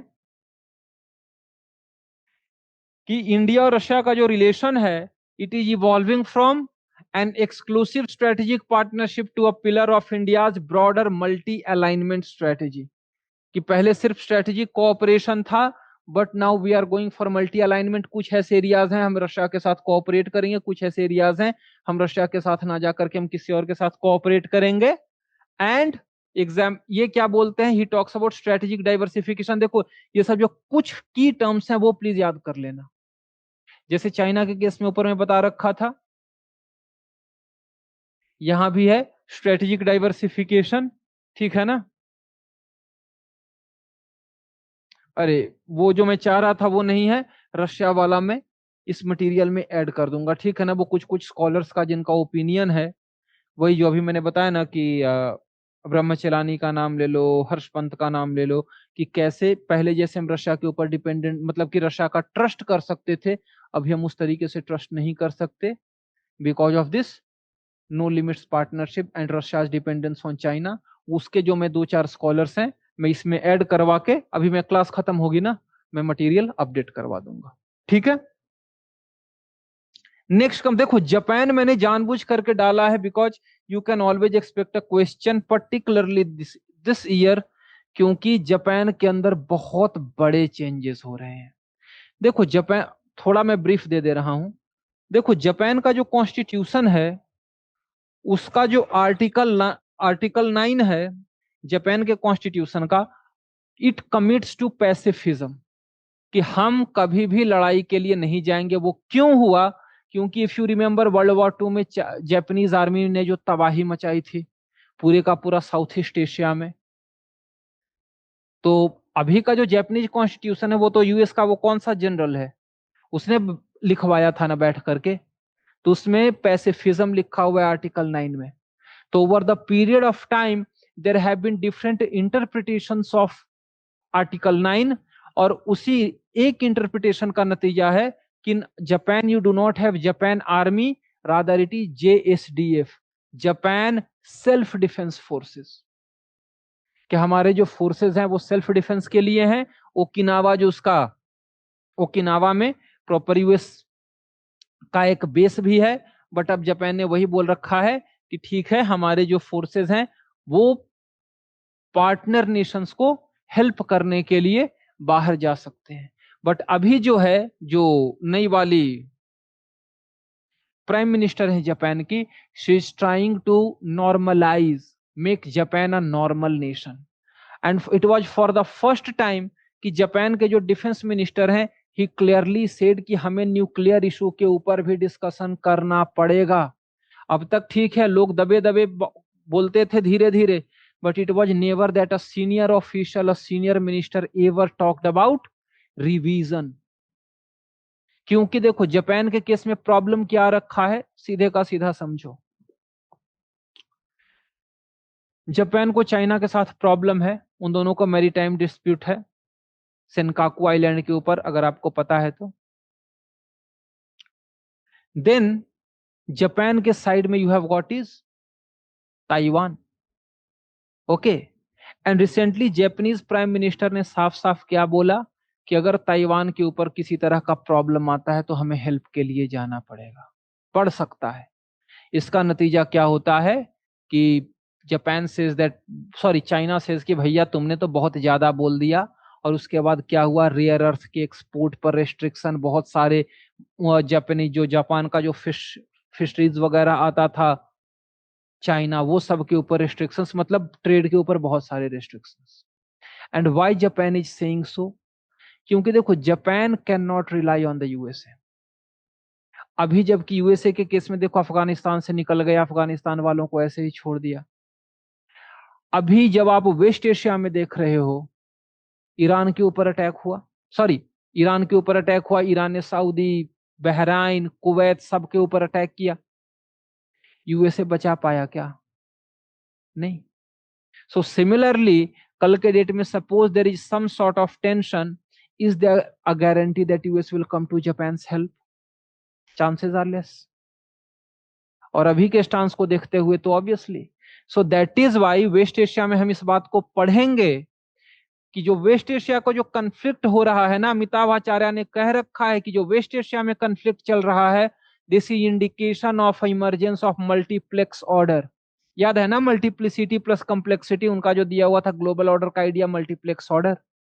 क्योंकि had USA been a super power, you would have been, सबसे पहले you would have been able to secure your allies, and second you would have been able to force your writ in the strait of Hormuz, कि मेरे कहे बगैर कैसे तुम रोक लगा सकते हो, I am that nation who governs, who polices this waters.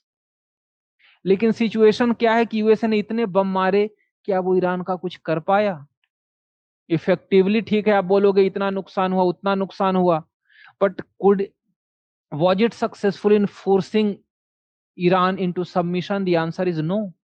Iran आज भी उसके एलाइज पर अटैक कर रहा है, ईरान आज भी स्टेट ऑफ हॉर्मुज में प्रॉब्लम्स क्रिएट किए हुए है। सो जब ये प्रॉब्लम्स आ रखे हैं, obviously tomorrow US allies in the gulf they will look eight other Nations की, ठीक है कोई दूसरा नेशन ऐसा है जिसके साथ कि मैं कोऑपरेट करूं, which can provide greater security to me. So this is an indication, this is another indication about the decline of US power. क्योंकि you cannot force the writ, you cannot force your writ, you could not force your writ, ठीक है। तो वही डर Japan को भी है कि अगर यूएस मेरी हेल्प को नहीं आया तो मैं क्या करूंगा। So that is why Japan is trying to normalise, और उस नॉर्मलाइज का नतीजा क्या है, Japan has set a target कि मुझे अपना जो डिफेंस बजट है वो बढ़ा करके 2% ऑफ द जीडीपी करना है। Okay, and that creates opportunities for us, क्योंकि अगर जापान मिलिटरीली स्ट्रांग हो जाता है, ऑस्ट्रेलिया मिलिटरीली स्ट्रांग हो जाता है, इंडिया मिलिटरीली स्ट्रांग है, so this three Nations together they can go for balancing China out. और हाँ, जापान की इस नॉर्मलाइजेशन से सबसे बड़ा प्रॉब्लम किसे है, चाइना को है। So that is why China, जब भी जापान इसकी बात करोगे, China will go for criticism, that Japanese sword will go for killing वगैरह वगैरह, क्योंकि वर्ल्ड वॉर 2 के टाइम पर जो जापान ने तबाही मचाई थी। Okay, so this is where it creates opportunity, क्योंकि देखो अब तक जो अपॉर्चुनिटी इंडिया और जापान के बीच में थी, that was in the field of infrastructure development. लेकिन अभी जब हम जापान के साथ बात करें, we are talking about technology, we are talking about rare earths, और अभी हम बात कर रहे हैं ज्वाइंट डेवलपमेंट ऑफ वो जो एंटीनाज होते हैं for defence purposes. In fact Japan ने अपने मतलब कि Japan has gone for exporting some defence platforms, it is importing some weapons, and that is showing कि in the Indo Pacific how the order is changing, and obviously that creates opportunities for us, क्योंकि India और Japan को लेकर के convergences बड़े सारे हैं, whether you look at the type of society, or you look at the global order or you look at the order in Asia and the Indo-Pacific region with respect to our vision on Indo-Pacific, ये सारे के सारे। Okay, ठीक है, अब देखते हैं आगे। तो देखो, जापान का के साथ हमारा जो बायलैटरल ट्रेड है 27 बिलियन डॉलर का है, लेकिन हमारा एक्सपोर्ट 6 बिलियन डॉलर का है, इंपोर्ट 21 बिलियन डॉलर का है, सिंपल फैक्ट है। इन्वेस्टमेंट जापान का 43 बिलियन डॉलर है। अगर आपको पता हो तो नॉर्थ ईस्ट में जो है, Japan is that one nation जो कि इन्वेस्ट कर रहा है, एंड जापान को इन्वेस्टमेंट की परमिशन है। सो हमारा जो एक्ट ईस्ट की पॉलिसी के साथ वो अलाइन करता है, प्लस हमारा जो इंडो पैसिफिक पॉलिसी और जापान का जो इंडो पैसिफिक पॉलिसी है, जापान की पॉलिसी का नाम है FOIP, ठीक है ना, that is free and open Indo Pacific, ये है जापान की strategy. Okay, with respect to investment ultimate target क्या है, 61 to 68 बिलियन डॉलर डेकेड के अंत तक, that is 10 trillion yen. Japan is trying to shed its traditional pacifism, जो आपको बता रखा है उसके आर्टिकल 9 में लिखा हुआ है, नीचे कहीं पढ़ा हुआ होगा। Increase its defence spending and military cooperation with the Indo Pacific littoral such as Philippines, this has been criticised as Japan new militarism. Japan एक बार नॉर्मलाइज हो जाए ना, सबसे ज्यादा जिस नेशन की हालत खराब होनी है, दैट नेशन इज चाइना। और जापान को जो प्रॉब्लम है वो सिर्फ चाइना से नहीं है, साइड में नॉर्थ कोरिया भी तो है। जब भी मिसाइल टेस्ट करता है, कभी जापान के ऊपर से उड़ा करके मिसाइल भेज रहा है। Okay, and one more thing about Japan that you should be aware is that Japan, ठीक है, Japan does not have got nuclear weapon, but हकीकत यह है कि बिना जापान के न्यूक्लियर एग्रीमेंट के ना, ये जो सारी के सारी जो कंपनीज आप देख रहे हो, यूएस की वेस्टिंग हाउस वगैरह कंपनीज है ना, उन सबको अपना न्यूक्लियर रिएक्टर सेटअप करने के लिए जापान के साथ एंगेज करना पड़ता है। वो जो जापान की कौन सी है, हिटैची, मित्सुबिशी, हेवी इंडस्ट्रीज वगैरह, वही है। And Japan is said as that nation which is just a screw driver turn away from acquiring nuclear weapon. Japan के पास सारा नो हाउ पड़ा हुआ है। जिस दिन जापान ने चाह लिया that I need to have a nuclear weapon, that day Japan will have a nuclear weapon. That is the reality of Japan. It आप सर्च करोगे आपको कहीं पे मिल जाएगा, it is only a screw driver turn away from having nuclear weapon. तो ये वाला एग्जाम्पल यहाँ पे मत डालना, ये बात हमें नहीं करनी है कि जापान को न्यूक्लियर वेपन ले लेना चाहिए, वो बात हम नहीं कर रहे हैं। वो तो लाना ही मत इंडिया और जापान के केस में। बट हाँ, अगर क्वेश्चन है न्यूक्लियर न्यूक्लियर प्रोलिफरेशन से लेकर के इशू या डिबेट, उसमें इसका जो ड्यूअल यूज टेक्नोलॉजी है उसके केस में you can give this example. Okay, so अब देखो जापान कर क्या रहा है, जापान का जो डिफेंस पॉलिसी में शिफ्ट है। जापान ने पहली बार क्या परमिट किया है, it is allowing the sale of fighter jet missile and warships to 17 nations with whom it has got defense agreement। एक मिनट, जा रहा है ना आवाज?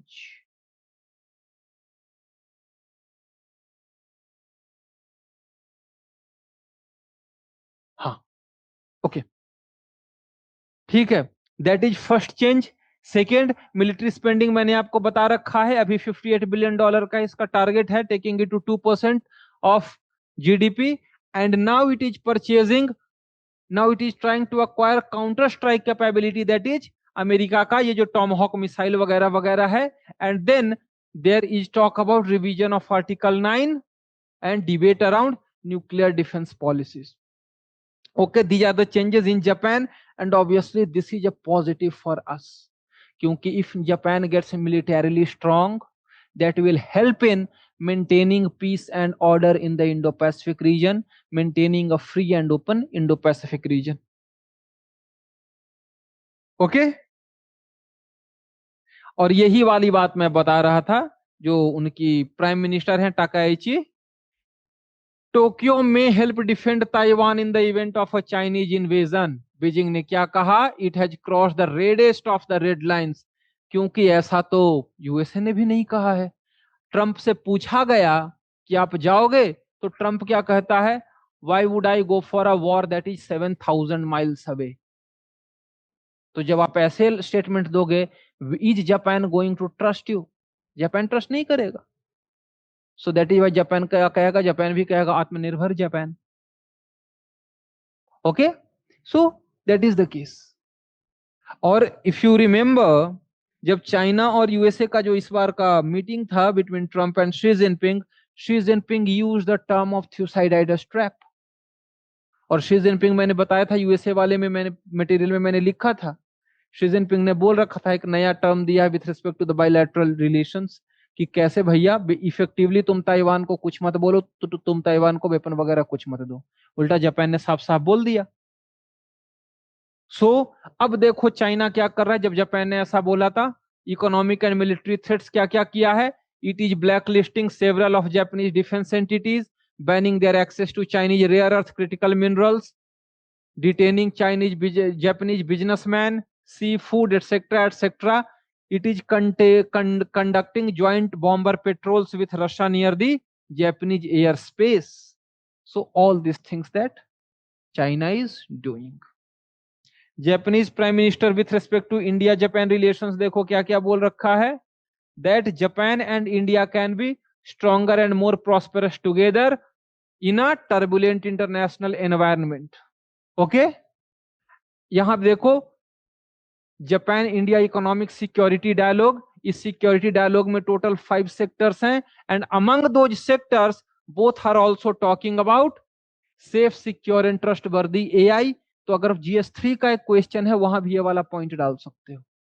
Okay, so suppose when we are talking about what should I say, global order, rules based order, liberal world order, तो देखो USA attacking Iran, that is a challenge, but India and Japan going for cooperation, this is an example. Okay, और एक और initiative है India Japan का with respect to ये, इसमें देखो सबसे इंपॉर्टेंट देखो इफेक्टिव क्या है with respect to what Japan is changing and how this is changing the order in the Indo Pacific, वो चीज हो गई। और लास्ट वाला ये आपका हो गया power Asia initiative, that is Japan is going for investing $10 billion, और उसमें से इंडिया को कितना मिलेगा, $490 million effectively with respect to हमारा जो ग्रिड का इंफ्रास्ट्रक्चर है। ये था जापान को लेकर के रिसेंट वाले अपडेट्स। वो जो एग्रीमेंट्स हैं सारे एग्रीमेंट्स मैंने डिटेल में नहीं लिखे हैं, उस एग्रीमेंट में बहुत सारे हैं विथ रिस्पेक्ट टू, हाँ इकोनॉमिक सिक्योरिटी डायलॉग वाली चीज हो गई। उसके बाद एक रेडियो वाला भी कहीं पे होगा,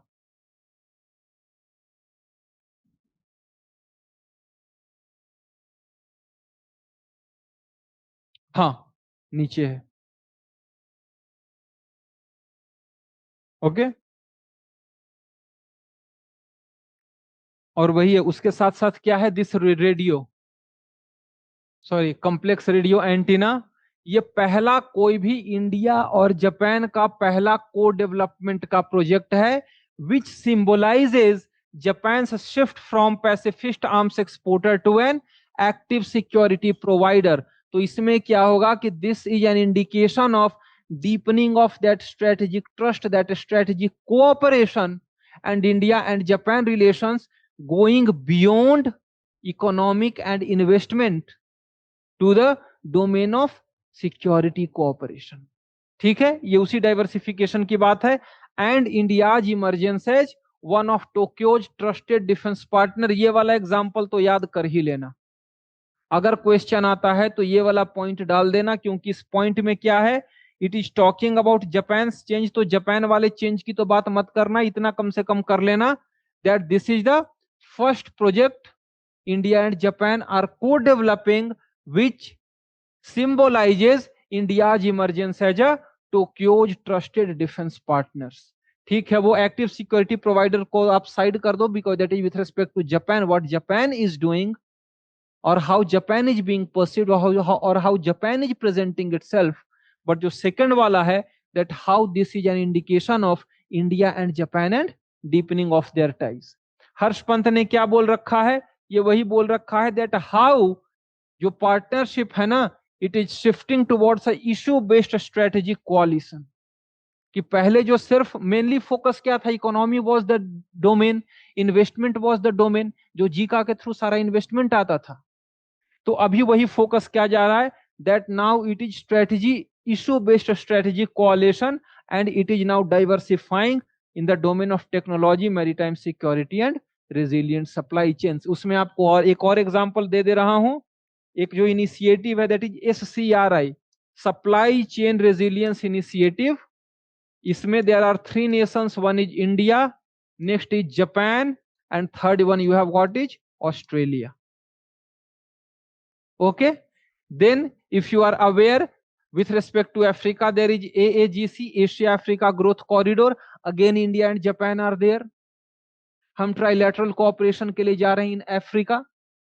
हम पहले कोऑपरेट कर रहे थे एक तो इंडिया के अंदर with respect to North East, then पहले जो ईस्ट कोलंबो का जो टर्मिनल था वो हम डेवलप कर रहे थे, अभी हम डेवलप नहीं कर रहे हैं, वो श्रीलंका ने ले लिया था, बाद में इंडिया को वेस्ट कंटेनर टर्मिनल दे दिया, लेकिन उसमें Japan is not there. So these are other different areas जहां की east and Africa there, sorry India and Japan they are cooperating. Rory Metcalfe क्या बोल रहे हैं,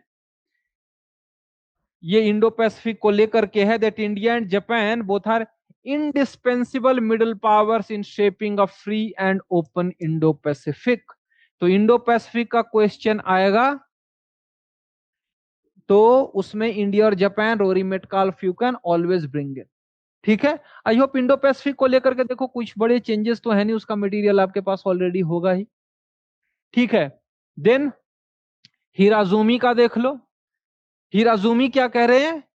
that China is that catalyst, China's military rise is acting as a primary catalyst for bringing both of them together. ब्रह्मचेलानी ये भी बोल रहे हैं China का रोल है, लेकिन ये प्रॉब्लम क्या बोल रहे हैं ह्यूजेस कि इंडिया का जो नॉन अलाइंड रहने वाला इशू है ना, दैट रिमेन्स प्रॉब्लमेटिक, क्योंकि इंडिया किसी भी दूसरे देश के साथ it has not gone for explicit security guarantees, whether you are talking in South East Asia और you are talking in West Asia, क्योंकि हमारा जो पोजीशन है इट रिमेन्स स्ट्रेटेजिक ऑटोनॉमी या फिर नॉन अलायंस, जबकि जापान का जो सिक्योरिटी पॉलिसी है it is evolving and Japan wants a much closer cooperation, a much closer commitment. लेकिन हमारे साथ प्रॉब्लम क्या है कि सपोज करो कल के डेट में ताइवान को प्रॉब्लम आता है, ताइवान को लेकर के जापान गया, और अगर हम जापान के साथ एग्रीमेंट में है तो हम पाकिस्तान तो है नहीं कि अच्छा ठीक है तुम लड़ो हम आते हैं, और हम चादर ओढ़ करके सो गए। हमें भी जाना पड़ेगा। सो अननेसेसरली हम ईस्ट चाइना सी में भी एक टेंशन लेकर के बैठ गए। So that is the issue with respect to India and Japan जो कि आ सकता है। ठीक है,